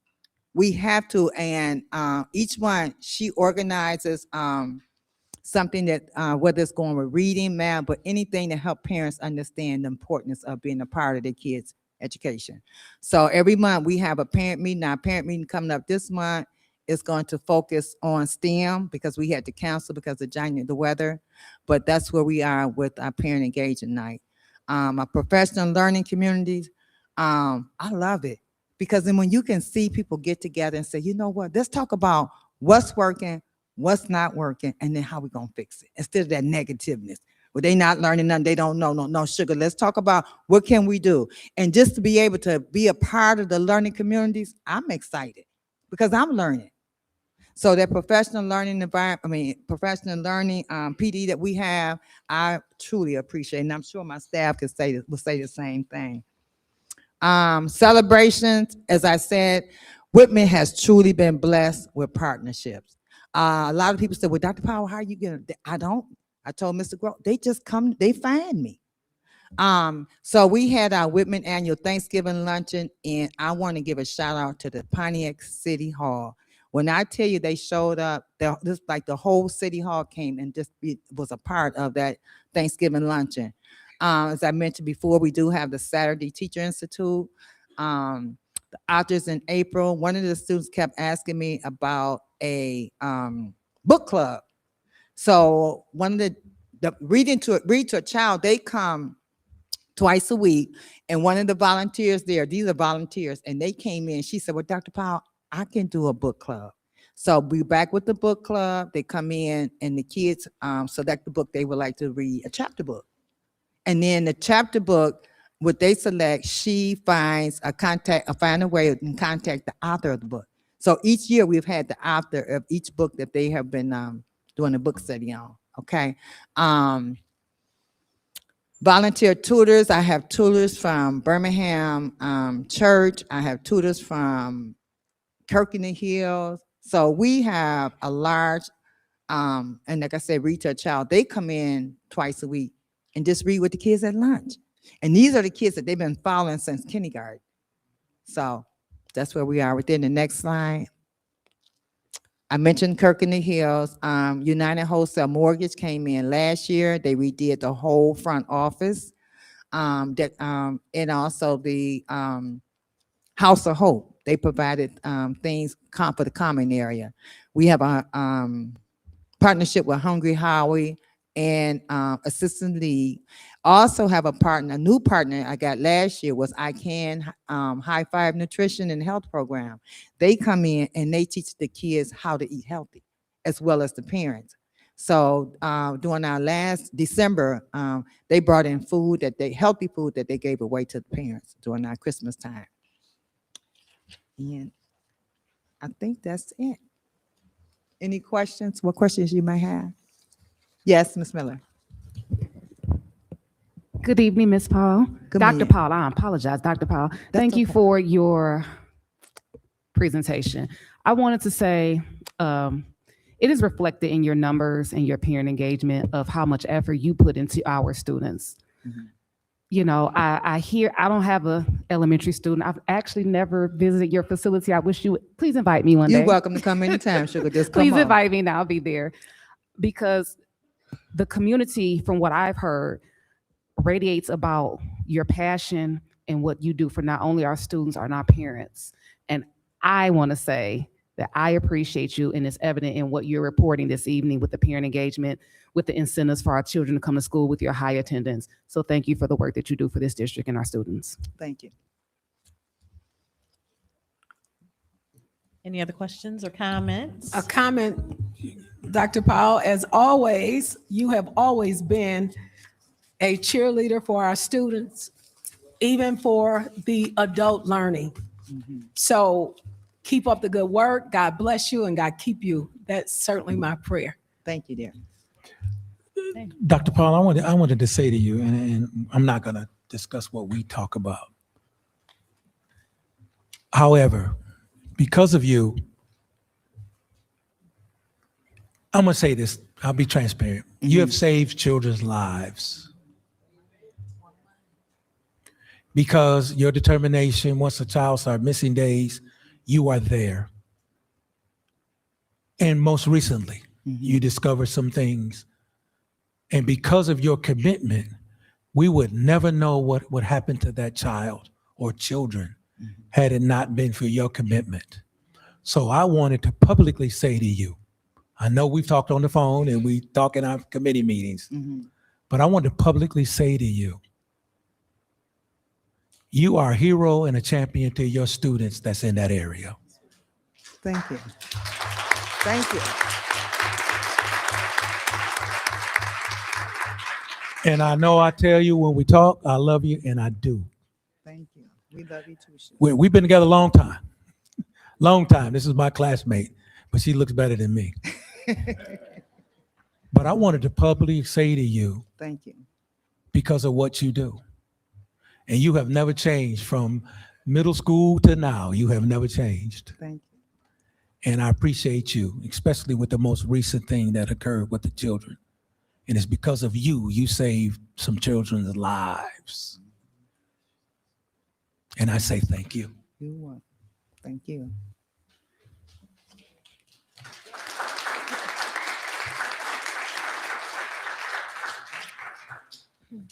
Dr. Powell? I Yes, dear. I just wanted to say thank you also for the presentation. It was great, which I knew it would be. I visit Whitman all the time, and no matter when I pop up, things are rolling as should be. And like Trustee Gross said, you've been doing this for a long time. I know if it wasn't for you, my son wouldn't be where he is today, because when those people put him in a box and said that he had a learning disability, you said no, he didn't. And my son was on the honor roll, Yep, I and remember in that. college he was on the dean's list. So and he's 25. So, and he was what, 7 when you got him? Mhm. So Yeah. I thank you for continuously doing the work that you do, effortlessly as you do, and we love you. We love you too, dear. All right, my turn now. Did everybody else go? Yes. I just wanted to say how special you are. Just what everybody else said, but when we talked about how your enrollment numbers were up, it's no wonder that they're up. It's because of who you are, and everybody want their students to be in your Yes. school. So we thank you tremendously for all that you do for our students in this district, Dr. Well, Powell. thank you.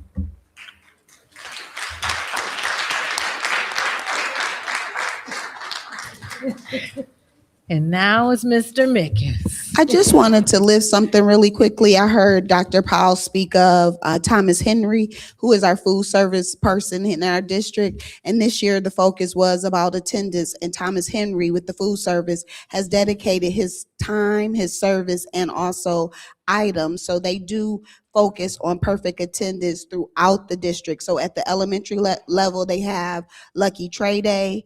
And at the elementary level, they also are providing chefs. So for the kids who have perfect attendance, and then at the middle school, they have incentives as well, and also at the high school. So as we are continuing to work around filling the void of attendance agents, we have come up with some different ways in which we can obtain that. So let's give Mr. Thomas Henry a round of applause. I just want to say this, Dr. Deverson, regarding the gentleman you just said.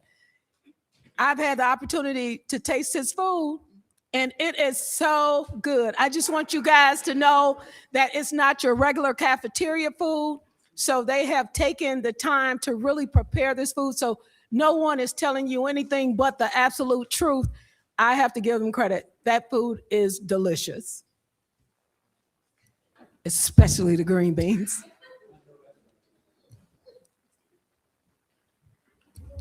Mr. Mickens, thank you.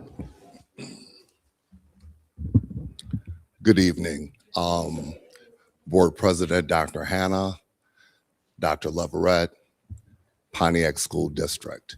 My name is Michael Mickens, and I'm the principal at Harrington Elementary School. Harrington Elementary's enrollment. In kindergarten, I have 71 students. First grade, I have 44. Second grade, I have 53. Third grade, I have 57. Fourth grade, 64. Fifth grade, 40. And that's a total in general education of 329. And my special education, which is emotionally impaired and cognitively impaired, 27. And I have about 16 ASD, which gives me a grand total of 356 students. Next slide, please. Our average daily attendance by month in September, we were hovering right around 80%. October rated 80, November 79. December, we took a slight dip due to the cold snow days in the month of December. January as well. Next slide, please. Harrington's perfect attendance by month. In September, we had over 50%. In October, we had right at 50%. In November, we had roughly around 45%. December, once again, we took a slight dip due to the cold days and/or weather. January, the same thing. I also want to note that at every month at Harrington, we do perfect attendance, where we honor the children and recognize them with a certificate, along with Mr. Mickens' treasure trunk, where they're able to come and pick something out for attending school. Harrington's overview of chronic absenteeism. If you are absent 3 days, you receive a call, text, or email from the teacher, the attendance agent. 5 days absent, receive a call, letter from the teacher, attendance agent, secretary, and/or myself. 10 days absent, students will meet with the principal or designated support staff. I feel very fortunate to be one of the schools, I think, left in the district that still has an attendance agent. And that is by way of the United Way grant of Southeastern Michigan. Our MyKib goal update in English language arts. We're going to increase student performance on the M-STEP ELA assessment by intentionally utilizing the Michigan ELA standards crosswalk. This tool aligns state academic standards with M-STEP assessment claims, targets, and content expectations, enabling educators to directly connect classroom instruction to grade level, testable skills. By leveraging the crosswalk, instructional planning will be more targeted, standards aligned, and responsive to student learning needs across grades 3 through 5. That same goal is applicable in math. I'm happy to report that with our PBIS, our SOAR stands for Scholar, Ownership, Attitude, and Responsibility. We give out what's called I Got Caught Soaring. If you get caught soaring, once again, you have an opportunity to receive a reward and/or come to Mr. Mickens' treasure trunk. There, we also have our PBIS Phoenix store, along with McDonald's with Mickens, where you have lunch with Mr. Mickens. The goal is to reduce disruptive behaviors which impede academic achievement. Conversely, reinforce positive behavior, reduce and redirect less desirable behaviors, and foster a positive, consistent learning environment for all to succeed and achieve. Next slide, please. Celebrations. Harrington Elementary Back to School Barbecue. This is where you meet the staff, receive school supplies, etc. In October, we have our Harrington Annual Health and Wellness Fair. Immunizations take place there, arts and crafts, music and food. Harrington's Data Night in November, where we talk to our parents about data. We talk about where the students are and where they need to go. In addition to that, we serve a Thanksgiving dinner, send home turkeys and holiday trimmings. The Winter Carnival, which was supposed to take place in December, but due to the weather took place last month, we had a huge turnout. Math, games, crafts, parent resources. We also had this school year the Motor City Lyric Opera. That was about bullying prevention through song and dance, and that was in September of this year. Harrington did very well with articulating and explaining the expectations of the matrix, marked improvement from fall 2024. I put 2020, fall 2024, excuse me. Friday attendance improvement. We have what's called a Friday snack cart. So if you come to school Monday through Thursday, you are able to select an item off of the snack cart on Friday. Or the treasure trunk. That same thing applies to student of the month, perfect attendance for the month. We also have the Power Company, Kaleo Kids, which is done by Kensington Partners, our biweekly library skills, Kensington Partners, and I'm happy to say that we now have Honor and Community Health in our building. Teachers are utilizing the second step lessons in alignment with PBIS, and we also have an ESL after-school tutoring program. Celebrations, that's in December at our Christmas play. Next slide, please. Our back to school. The gentlemen of Kappa Alpha Psi, my fraternity, came and supported us on our back to school. Pictures from the Winter Carnival.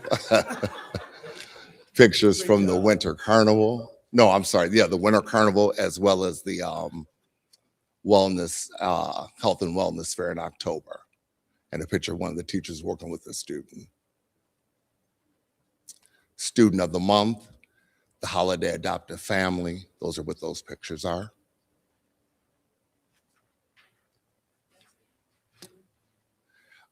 I would be remiss if I did not acknowledge the wonderful Harrington staff. I cannot do this work without each and every one of you. As I call your name, I would like for you to wave. Ms. Belinda Thomas, Secretary. Mrs. Shayla Scott, Kindergarten teacher. Ms. Becky Skates, Special Ed teacher. Ms. Tanya Martin, First grade teacher. Ms. Kathy Lowy, Second grade teacher. Ms. Sadia Mosin, Third grade teacher. Ms. Deborah Moss, ASD. Ms. Shelley Richards, building sub. Ms. Leilani Triplett, BIS. Mr. Robert Gilmore, fourth grade teacher. Mr. Alan Liner, art teacher. And Officer Justin Harden, security. This work cannot be done without you. I thank each and every one of you. Just comment. Madam Chair? Yeah. Oh, you got somebody behind you. I'm no longer, I was displaced there and changed just within the last week. Okay. So none of the pairs of the building helpers are here being acknowledged. But I'm not here. I wanted to say to you, you had a challenging last year. I did. No, I used to restate that. A very challenging last year than any principal in this district because your kids were in two separate places. Right. And I talked to you a couple times and the sweat I saw on your head, man, but you never gave up. You never gave up and your kids did well. But I had the opportunity to come over to that school where you were blessed after the changes. And I wanted to say to you publicly, thank you for what you have done and what you're doing. You deserve everything, all those changes that school made because of the hard work and dedication of you and all these people you just named because of what you have done and what you're doing. I appreciate that. So give you your flowers while you're here, brother. And I want to say thank you.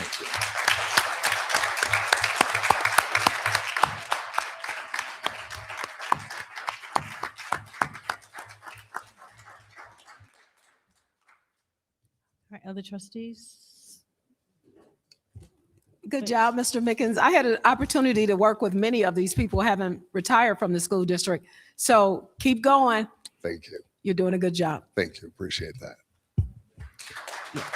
Oh, I would be remiss. Shayla Scott is probably one of the best kindergarten teachers you would ever want to put your child in front of. I just got to tell her. And I also bring you greetings from Aiden Harper. Kim Harper's a former teacher here in the district as well. Aiden is just doing wonderful things. He's excelling, has excelled, exceeded our expectation, but it is because you laid that foundation. And I just want to say, keep doing a great job.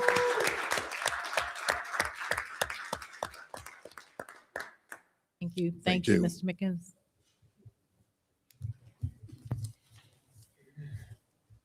All right, continuing on.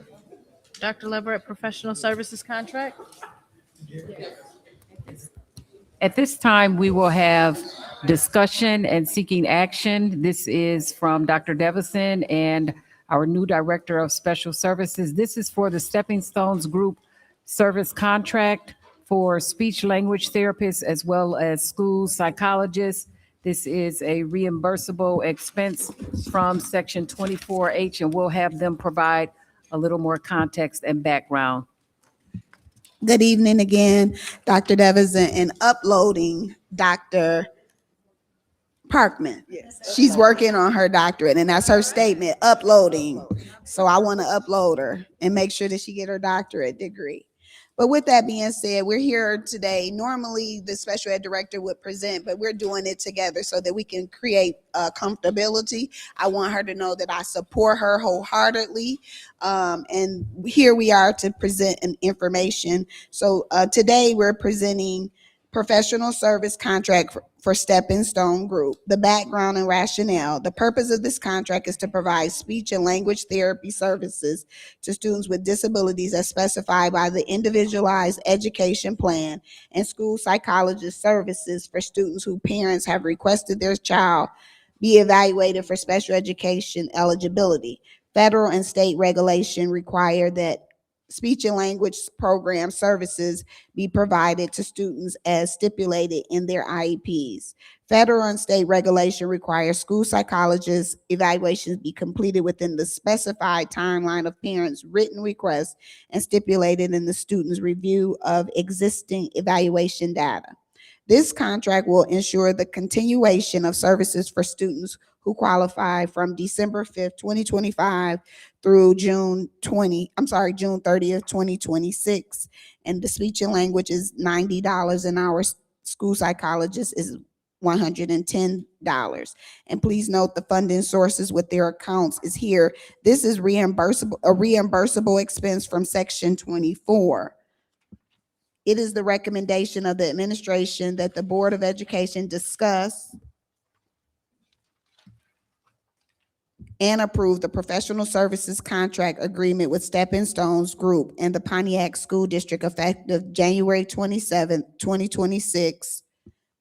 And it should actually be February, so our apologies, because we had this on the board packet before. So I just read this just now, and it is an error. So it should, because we had it on the agenda for the last meeting, but because the meeting was canceled, in the amount of $325,000 for 25-26 school year. And please note, this is as needed. We may not reach that, and it is a reimbursable expense. All right, thank you. Comments from the board? Now, I do recall us saying how we didn't have these services, how we were in need of these services in the district. We knew we had a lot of parents that called and inquired about these services in the district. So we're now saying that we want to bring this company in so that we're able to provide these services to our families. Correct. All right. And it's as of February, today is the 9th, February 9th through June 30th of 2026, correct? Correct. And it's up to this amount. Correct. Okay. All right, any other questions or comments? Yes. And Mr. with this Grubb? service, it also assists us in being in compliance. 120%, Being in yes. compliance. Okay. Sure. I just wanted to make sure. Thank you for giving me the opportunity to speak to the compliance piece. Thank you for bringing that up. When I first got here, my first goal was to ensure that we, deliver high quality special education programs and services. And in order to do that, you have to start with the staffing. So looking at some vacancies, just wanted to update the board on where we are with part of why this request is being made. There is a concern with compliance with compensatory services that will be due to students who have not received their speech and language services due to the vacancies. An update, the maximum caseload in Michigan for speech and language therapists is 60. Our current speech and language pathologists are already at the max. So every time the caseload gets to 60, we have to bring on additional staff. Ideally, we like for these staff members to be direct hires, but because we are already out of compliance with meeting speech and language services in the IEP, we can revisit job postings at another time for direct hires, but this is an emergency situation. We had a full-time virtual speech and language pathologist. The agency removed that person for reasons can't discuss here, but that left 36 students unserviced, currently not receiving their services. Then within the MyStar system, I identified 89 students that are not even assigned to a speech and language pathologist. So that brings us to a total of 125 scholars that are not receiving their speech and language services as is written in their IEP. These services must be compensated. So we now owe 125 students compensatory services because there was no speech and language pathologist providing the services per their IEP. Additionally, we had a full-time school psychologist that resigned from their agency over the Christmas break. So upon returning in January, we still have to honor the written requests from parents. And on average, we're getting 10 requests per week for at least 3 or 4 schools at a time. So we are now behind in meeting the compliance timeline when a parent writes a written request for an evaluation. So I just wanted to give the additional context why these services are being asked for at this time. And the Stepping Stones Group is an agency that I have worked with in the past, and they do provide qualified candidates that provide the high quality services that we're looking for. Thank you. Trustee Dooley? Dr. Jefferson, you stated reimbursement. Who's going to be reimbursing us? Where's the funding coming from?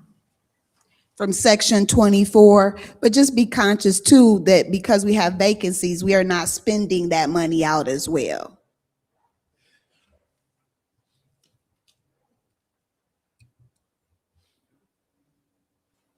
Any other questions, trustees? Just another comment. I just think it's a great idea for us to get in compliance, and you guys, Dr. Uploading, thank you for coming in, trying to alleviate our problems. We're trying to align the district, and welcome aboard if I have not already welcomed you. Thank you. Thank you, trustees. All right, can I get a motion for the approval of the professional service contract for Stepping Stones Group? So moved. Support. It's been moved by trustee Dooley, supported by trustee Gross, for the approval of the professional services contract for Stepping Stone Group. Any questions? Roll call, please. Treasurer Terry, Yes. VP Bowman, Yes. I'm voting yes. Trustee Dooley. Yes. Trustee Gross. Yes. President Hannah. Yes. Trustee Miller. Yes. That passes 7-0. Thank you very much. Thank you all. You all have a good evening. Thank you. All right, operations maintenance items, Dr. Leverett.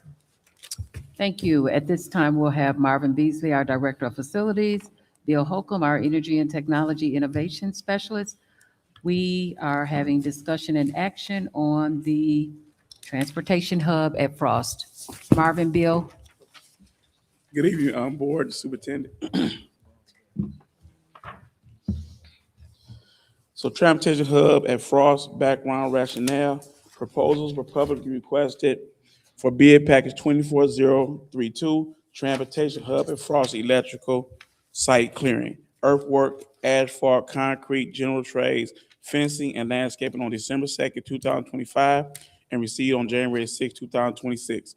The bid proposals were read aloud at the Whitman Human Resource Center Little Theater and reviewed jointly with Pontiac Schools, Saxon Construction, and Integrated Design Solutions. These proposals would capture the infrastructure work required for the new school district EV buses. Base bid alternates were requested to install concrete drive aisles in lieu of deep strength asphalt and to provide additional privacy screening on the fence line. The district has elected to move forward with accepting these alternates to provide a longer lifespan for bus transportation hub, to provide additional privacy to the neighbors surrounding the bus lot. The values below include the cost for these alternates and is shown in the table broken down. The following is a summary of the recommended scope of work to be awarded for the transportation hub at Frost. The funding source is Sinking Fund. Recommendation is the recommendation of administration that the Board of Education approve bid package 24032, Transportation Hub at Frost to the outline contractors at the cost of $3,010,458. It is also recommended the Board of Education approve a 20% contingency for unforeseen conditions in the amount of $602,092 for a total award of $3,612,550. Thank you very much. Trustees, any questions for Mr. Beasley or Mr. Holcomb? Trustee Miller. Mr. Beasley, I heard you say, and I read that the bid proposals were read aloud. What day was that read aloud here at the WHRC? I believe January 6th, I believe. It's the 6th we did it here, and we do an auditorium right out in I'm sorry, say it one more time. What day? January 6th. Okay.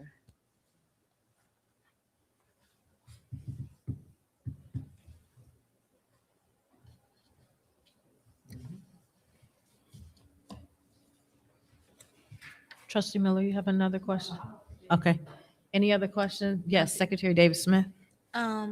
So on this, it's not stating about the actual chargers though, right? I don't see. The district already has the chargers, so we received our grants for the buses and the chargers. Okay. Those were cleared out back in December. Okay. Cause, So this is just the construction piece. all of it. right, separately, I need questions about the chargers because I know it's different chargers. Some is for 4 to 8 hour chargers, which is all night, and then they also have the ones that's 30 to 60 watt, that's for middays. Yeah, so all of our chargers are called DCFC. They're direct current. They're not level 2, which is what you're referring to overnight. These are all 60 kilowatt and 125 kilowatt chargers. I read about them. I know which ones you're So talking about. it takes about an hour and a half Mhm. to charge the bus. Okay. Alrighty. Thank you. Mm-hmm. Good, Secretary David Smith? Yes, thank you so much. Okay. Thank you. Okay, next. What's the next one?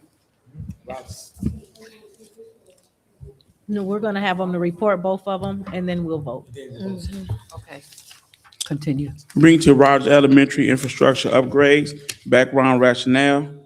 Proposals were publicly requested for bid package 24028, Rogers Elementary infrastructure upgrade for furniture moving and storage cleaning, selected demolition, concrete, masonry, structural steel, general trades, metal, wall panels, glass and glazing, drywall, metal stud and ceilings, flooring, hard tile painting, and high-performance coatings, signage, plumbing, heating, ventilating, air conditioning, and controls, electrical and fire alarm, site clearing, earthwork, asphalt fencing, and landscaping on December 2nd, 2025, and received on January 13th, 2026. The bid proposals were read aloud at the Whitmer Human Resource Center, Little Theater, reviewed jointly with Pontiac Schools, Saxe Construction, and Integrated Design Solutions. The following descriptions of the recommended scope of work, bid category to be awarded for Rogers Elementary infrastructure upgrades.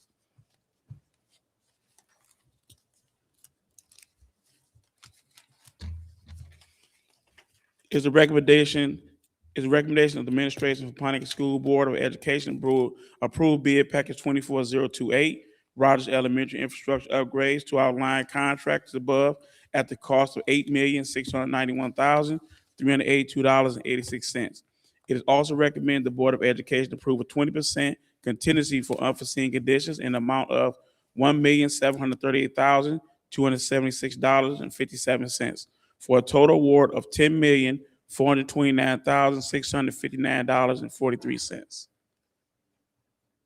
Thank you, trustees. Yes. This is twofold question. Is this the last refurbishing that we have to do in the district? And until we look at the other dollars remain and what you guys want to do with That was my next question, because that's a considerable amount. That would be the last of the bond dollars, correct? For this project? Once we finish this project, the money that's left. Well, whatever's left. Yeah, we'll What I'm saying, talk to the basically, superintendent. this project The last big- is for the last bond money. But if we have something left, we can do some things further. Correct. We'll bring it to the superintendent. Thank you. Thank you. Any other questions? Trustee Miller? Needs to be done. What was submitted to us in our board packet in regards to Rogers infrastructure, is this the complete RFP from the chosen contractor? We are missing one bid category, which that is due tomorrow. We had to rebid that category to have a complete package. So after tomorrow, we receive the bids, open them out loud, and then post bid everybody that bids. We'll have a complete package, and then we'll come back to the board meeting here in a couple weeks. So the RFP for the transportation hub is the one that is not included in the board packet. There's no RFP included with that. It's separate. It's separate. That's separate. Yeah, this one is for Rogers.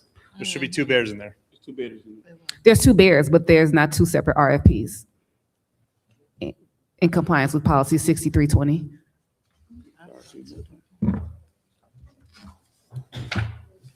I have it. I have it. I don't know if I didn't get it. It's in there. I don't know why. If it's my error, I'll go back and check, but thank you. Any other questions, trustees? It's two bidders, right? It is two, yes, the bear for Rogers Elementary Infrastructure, and then the other one, trustee Miller, was for the transportation hub at Frost, correct? Yes. Bless you. What'd she say?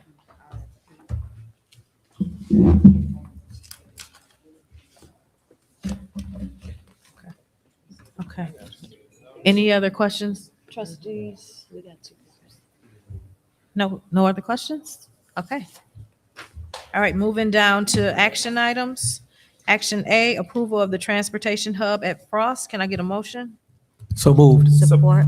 It's been moved by trustee Gross, supported by VP Bowman for the approval of the transportation hub at Frost. Any questions? Yes, I have a comment. Two things. One, being on the policy committee and just maintaining transparency. I was unaware that bids were being read on January 6th. I don't know if that is a common practice or if I just missed the email or wasn't made aware of that date to hear the bids in compliance with policy 6320 for purchasing, so that I, as a trustee, will feel confident that the bids were submitted properly, opened properly, and meets the standards of our own policy. I would have appreciated being included in that process. Okay. Okay. Any other comments? Yes. Yes. Were Trustee these Gross. projects bidded out? Of course. And how many RFPs did you send? Okay. I mean, I understand what she's saying, but we want to make sure that on record, we say these projects were bidded out. They were bidded out. We followed. That's correct. You followed the protocol. Okay, so let me give a little more background. So Saxy has a platform that we use to send out bids. The Yes. district uses BidNet to send it out publicly. We also use Builders Exchange, which then goes to even broader or larger group of people. To be clear on Rogers, that was on the street for probably 6-7 weeks before the winter break. On that one, just for knowledge, we received 74 bids altogether. And then for transportation, right around the same amount of time on the street, like by 1 week less, we received 26 bids for that one as well. So same platform, so it's the SACS one that we use, Building Connected, and then BidNet that the district uses. Also, we provide a newspaper blurb to go in the local paper that the district should be posting as well for the public to see. But that's mandatory throughout all the process. Correct. Yes. I just, she needed to get the answer. She has a right to get the answer. Yeah. So just tell. Thank you. Thank you. I have one more. Another please. comment? Yes, trustee Miller? For the written record, I just want to say this is not a personal request that I'm asking. I am reading straight from Pontiac policy 6320. So for the written record, I'm just asking for clarity because I did not know about the January 6th reading of the bids, that there was compliance with policy 6320. This is not a personal request. It is a request to maintain the integrity of this board and to make sure that I have transparency with the community in regards to approving or a substantial amount of money from the sinking fund. Thank you. All right, any other comments? Roll call, please. VP Bowman, Yes. I'm voting yes. Trustee Dooley, No. trustee Gross, Yes. President Hannah, Yes. trustee Miller, No. treasurer Terry. Yes.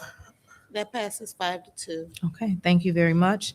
Can I get a motion for the approval of Rogers Elementary infrastructure upgrades? So moved. Support. It's been moved by trustee Gross, supported by VP Bowman for the approval of Rogers Elementary infrastructure upgrades. Any questions or comments? Yes, please. Yes. Comment again for the written record. because these are two separate bids. This is not a personal request. It is reading directly from our policy 6320, as I mentioned previously. Thank you. Thank you. Any other comments? Roll call, please. I'm voting yes. Trustee Dooley, No. Trustee Gross. Yes. President Hannah, Yes. Trustee Miller, No. Treasurer Terry, Yes. VP Bowman. Yes. That passes 5-2. Thank you very much. Thank you, Mr. Beasley. Thank you, guys. All right. Next, communications, petitions, and delegations. VP Bowman, do we have any? We do. We have two. And your request to address the Pontiac Board of Education for 3 minutes is granted with your commitment that all comments will be delivered with courtesy and civility. Failure to do so will result in forfeiture of your allotted time. First, we have Tamika Ramsey, and then we have Cassandra Bradford.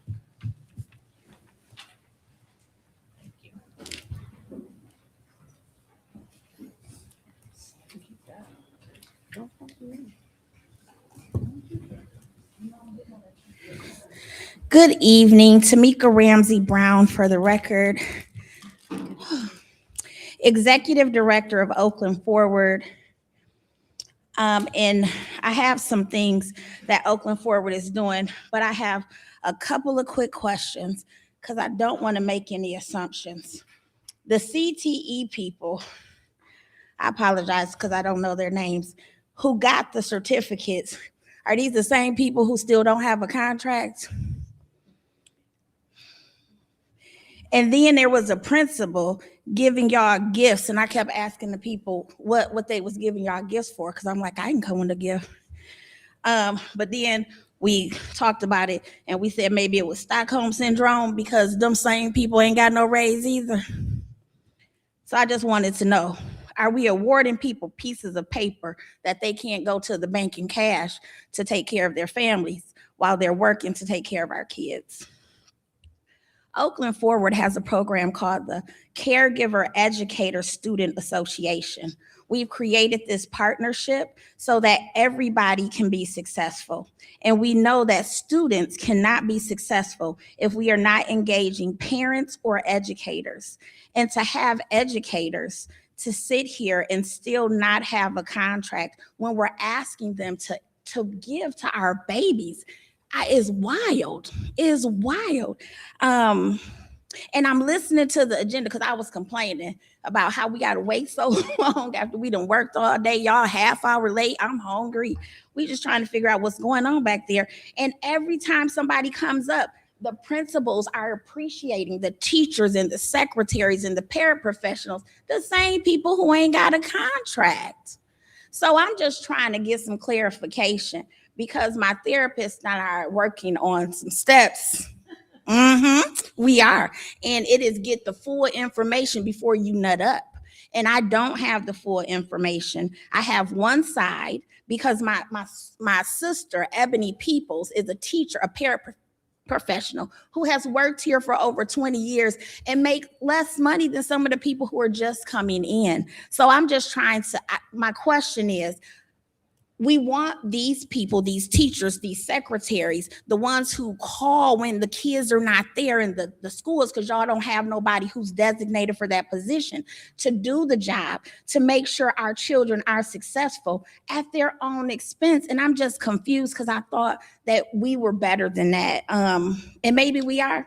I would just like some clarification so I can know for sure how to go about the rest of my year. Thank you.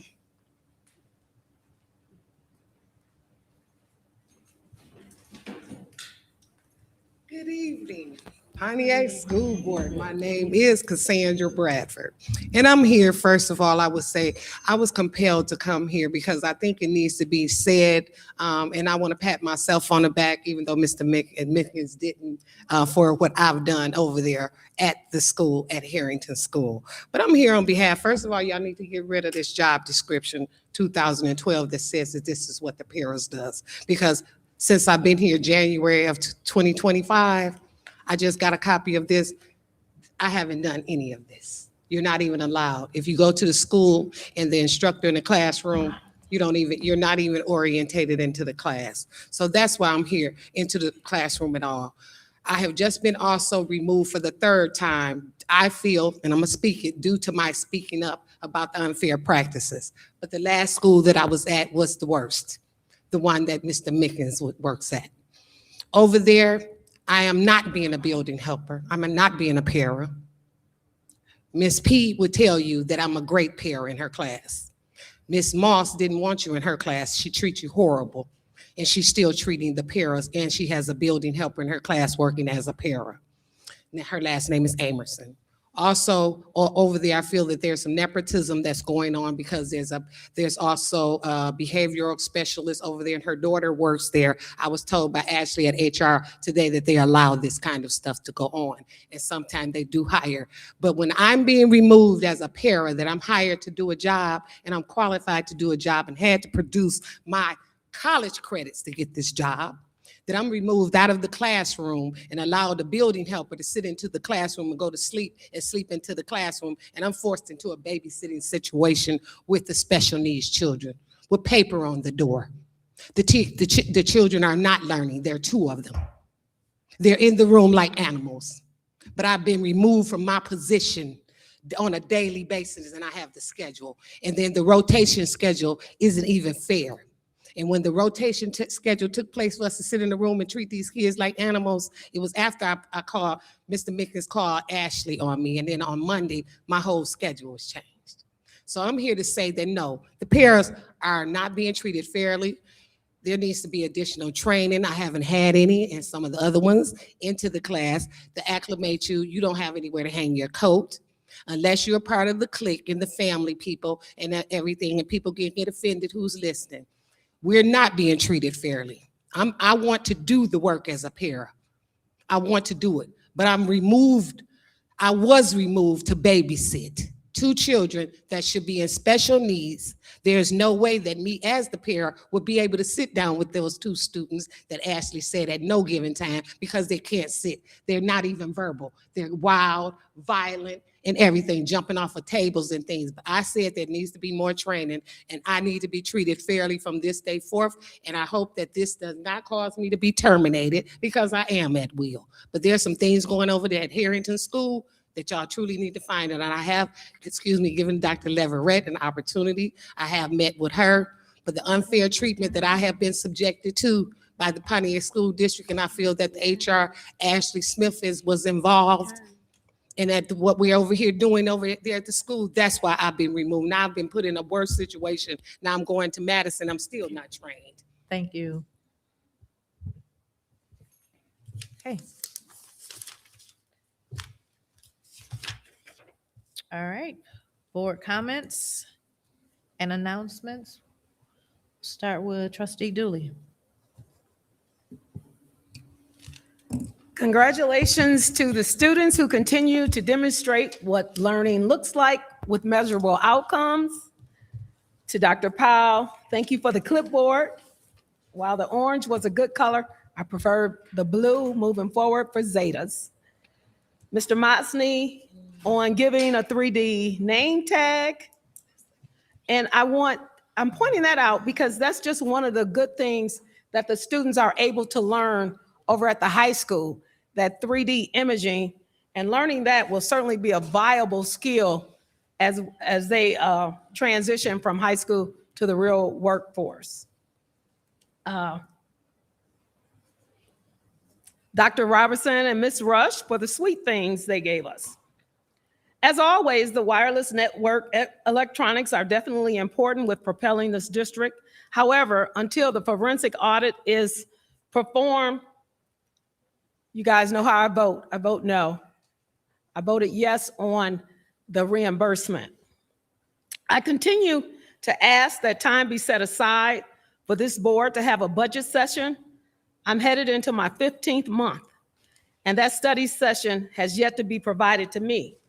Again, when Trustee Dooley votes no as it relates to spending revenue, I can be assured, or you can be assured, that judicial oversight occurs and that I'm watching, and that our resources will align with providing our students the best academic attainment possible.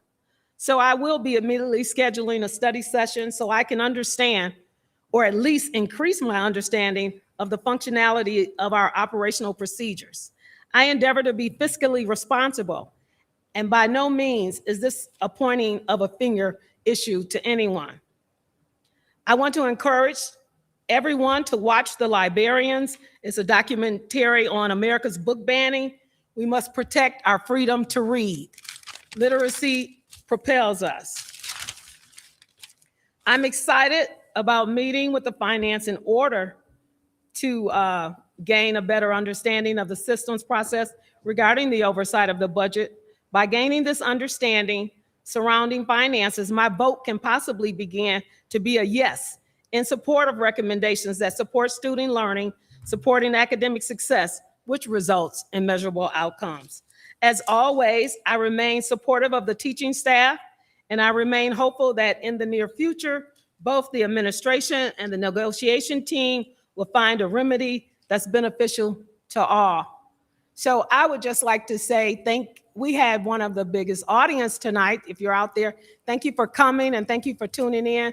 And as always, I am everyone's board trustee. However, a special shout out always goes to that 7,617 votes that put me in this seat.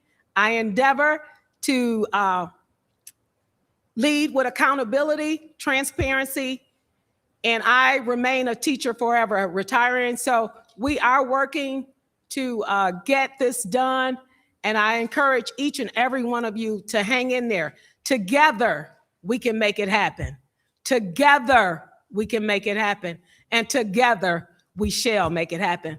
May God bless you is my prayer, and to all a good night. Trustee Miller. Good evening, everyone. First and foremost, I would like to say happy 17th birthday to my son. Yes, it's not today, it was the other day, but we didn't have a meeting. So to my son, I love you. You are the reason for my existence, and you give me joy on most days. So happy 17th birthday. To everyone who recognized this board during Board Appreciation Month, thank you. Your thoughtful gifts are more than tokens. They are reminders that this work matters to you because Pontiac School District and the Pontiac community and staff and teachers all matter to me. To the students of ITA who created these nameplates I'm going to take home and put on my desk, your creativity, skill, and pride radiates through your work. You left a piece of you with me. In doing so, this reminds me of the brilliance that lives within all of our students and the futures we have to protect. I remain deeply humbled to serve the students and the community of Pontiac. This work is not easy, but it is sacred to me. It lives in our students' potential and the trust of our families and staff. I do not take this responsibility lightly. I remain to have an unwavering commitment to serve with integrity for our students, our community, and the future of Pontiac School District. Have a good night. Thank you, Trustee Gross. Thank you. Good evening. I too want to thank those who have come here this evening and gave us these beautiful, wonderful gifts, which I cherish. I still have gifts from way back in 1999. But I appreciate that. Tonight, I want to also recognize that it's Black History Month, and every year, my Black History person is my brother. And I'm so proud of him. And it seems like each year or every other year or so, he adds things to the list. My brother was the only African-American police officer to obtain every rank in the Pontiac Police Department, from cadet all the way through chief. That I'm proud of. And now he has been unanimously elected or selected by the mayor and city council to be the first integrity officer for the city of Pontiac. And trust and believe when he's going to do his job with no issues. And finally, He's going to be ordained as a deacon on February 15th at Providence Church at 3:00 p.m. And I'll be there. Like I told the pastor, I've been an ordained deacon now for about 20-something years. I couldn't get him to go to church, but his pastor came in 3 days. Now he's going to be an ordained deacon. So I thank Pastor Mann for that, who's a good person, and I appreciate that. And especially my mom and my grandmother would be so proud because of what they see. And I'm proud of him. I thank those who have been an integral part of our lives, who has gotten us where we are today. I'm so filled with being on this board when we have students and staff come here to be recognized, because one of the things I said at our board governance is that my true concerns in this district, and they're the top two, number one is children, and number two is staff. And we have to continue to take care of them and give them their flowers when needed. And I appreciate what we're doing as a board to be able to do those certain things like this, to recognize those. Lastly, I want to say, Trustee Dooley said something extremely important. She said an important word, and that's together. We are truly aware of some issues and concerns that's going on in the district. And we've talked about this in the past, and I'm going to continue to talk about it until it's rectified, and that's getting a contract. I'm not trying to negotiate at this table, but I do believe, being a former union person, it's extremely important. And they're out there fighting, I know. But I want us, that's our concern, and I can say ours because we talk about this all the time as a board. We want this done, this thing taken care of, get it done, get a 10-year contract so we don't have to come back anymore, and that they'll be happy and continue to work hard as they're doing. It's not personal, and I understand that. Sometimes sitting in the seat, it appears to be, and the reason I get frustrated is because of my care level. I care about everybody. And I understand. But let's get this thing done, but let's do it right. And lastly, again, I'll tag on to Trustee Dooley. Let's do it together. God bless. Have a good evening. And we will see you guys after your break. I think, Dr. Leverett, the break is Friday? Okay. We'll see you when we get back. Thank you. God bless. Thank you, Secretary David Smith. Thank you, Walt Whitman, the middle school, and the CTE program for our board appreciation gifts. I really appreciate it. Congratulations to our students who won their awards for being proficient in one or several, what's the word? I know I can't pick either. Math, English, social studies. Yeah. Sorry, guys, it's late. I'm tired. Also, I wanted to pray for my sister-in-law, Ebony Sims People, who lost her brother, who's a teacher and been a teacher here for many years. I'm praying for her and her family. And happy birthday to Mr. Carlos. Happy 17th birthday. I just want to say happy Black History Month. And really, it's a lot that I learned tonight. So I just want to say, let's do this together, I guess. Have a good night, everybody, and have a safe midwinter break. Thank you. Treasurer Terry. Good evening. First off, I do want to say congratulations to all of our children that received awards from ITA. Keep up the good work, and parents continue to push them and be successful and let them know that they can accomplish anything they put their minds to. Also want to say congratulations to the CTE members as well, being recognized for all the hard work and effort that you put in over there, and being just concerned about the kids and want to see them be successful. So congratulations. Also for the, I guess you want to say, gifts that we received as well for the Board Appreciation Month, I want to thank you from all of the schools and everything that we have received. I appreciate it. And I also appreciate that you guys understand that doing this type of work is not easy. It comes with a lot of pressure and decisions that have to be made that sometimes we know we don't want to make them, but it's usually the best thing for the district. Also want to say thank you for everyone that came out and gave presentations. It's always good to have information from the schools.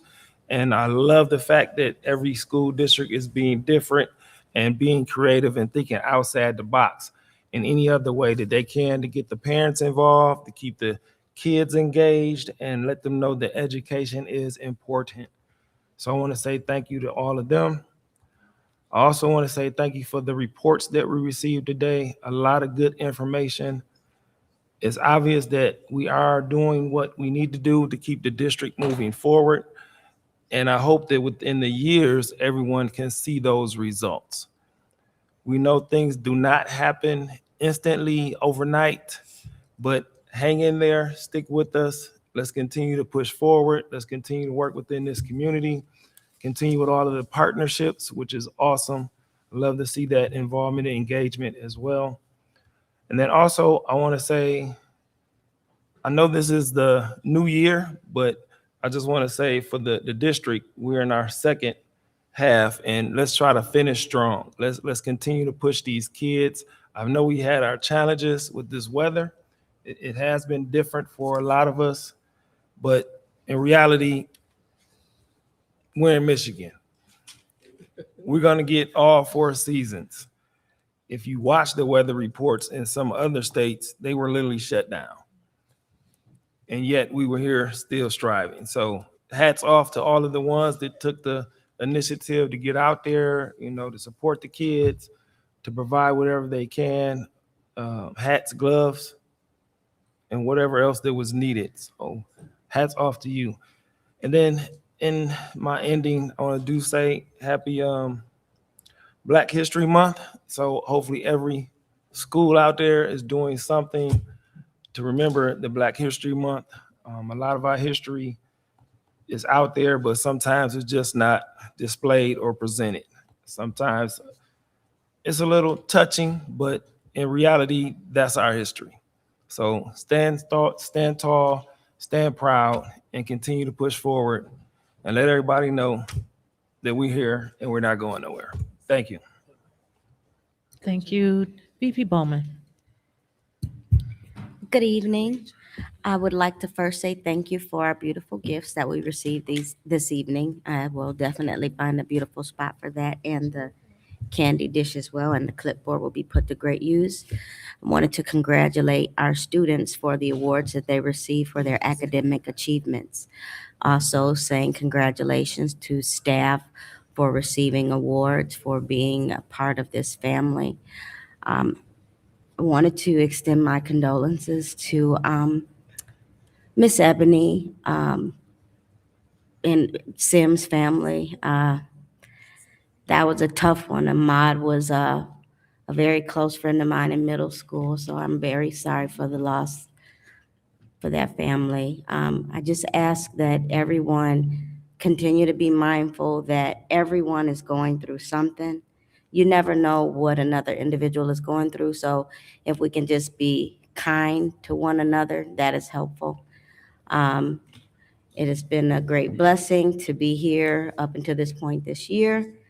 I hope that you all will continue to stay warm in this climate, and because I will stay warm, because I'll be heading off for a little bit of time, but I hope that you all stay warm and just continue to be positive and progressive, and let's continue to move forward in this community because we need to.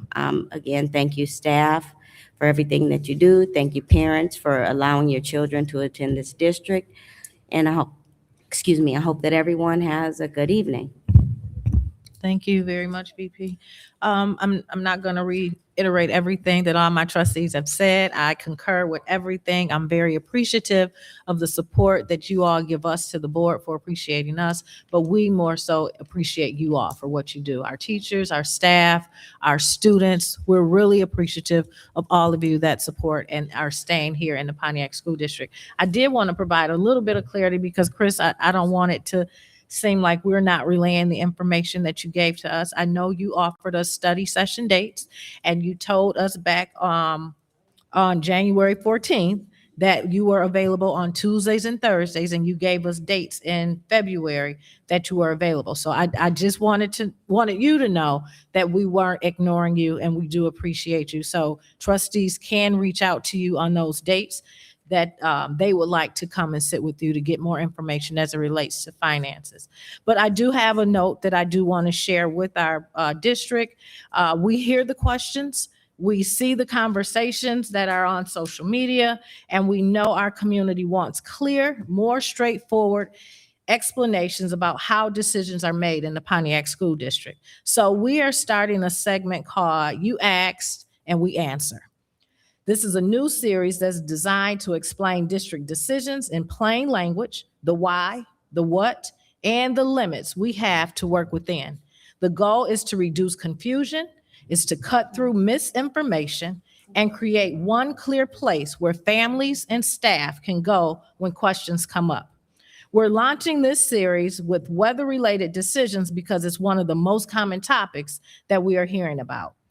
Further asked and answered questions will cover our other district decisions as well.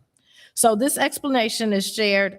We will do this during our board meetings, and it will live on the district's website just to reinforce the point that we're trying to make moving forward. And that is so that we can be clear, we can cut through misinformation, and that we can reduce confusion. So when bad weather hits, the Pontiac School District makes decisions with one main goal, and that is to keep our students, our staff, and our families safe.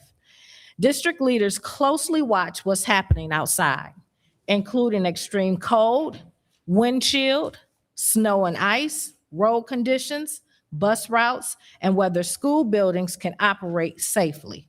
Weather can look very different from one part of the area to another, which is why decisions are based on conditions across our district and not on what other districts choose to do.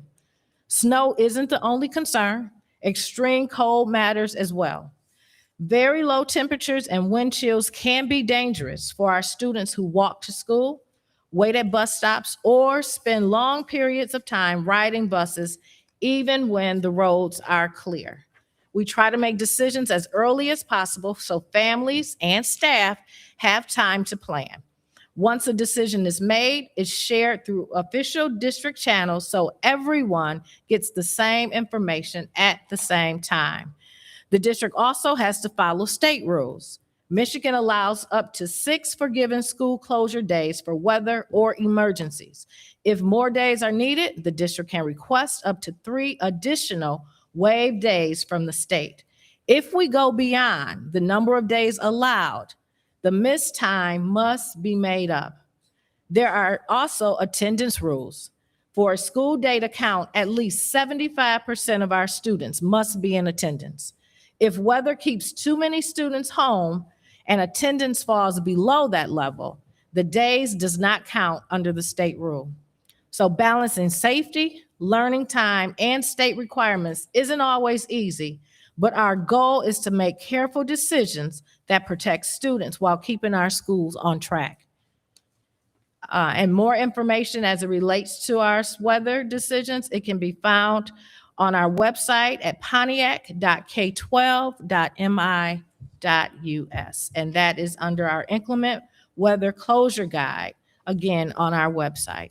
So again, I want to let our community know that we hear you, we appreciate the questions, and it is our duty to make sure that we are being transparent and that we are able to provide clear information and to reduce confusion and any misinformation that's shared. So again, I thank all of you for being here tonight. We appreciate your service to the school district, and we look forward to seeing you at our next meeting. Can I get a motion to adjourn? So move. It's been moved by trustee Dooley and supported by treasurer Terry to adjourn the meeting. Any questions? Roll call. Trustee Dooley, Yes. trustee Gross. President Hannah, Yes. trustee Miller, Yes. treasurer Terry, Yes. VP Bowman, Yes. and I'm voting yes. That passes 7-0. Thank you. The time is now 9:00 p.m. and this meeting is adjourned. Thank you and have a good night.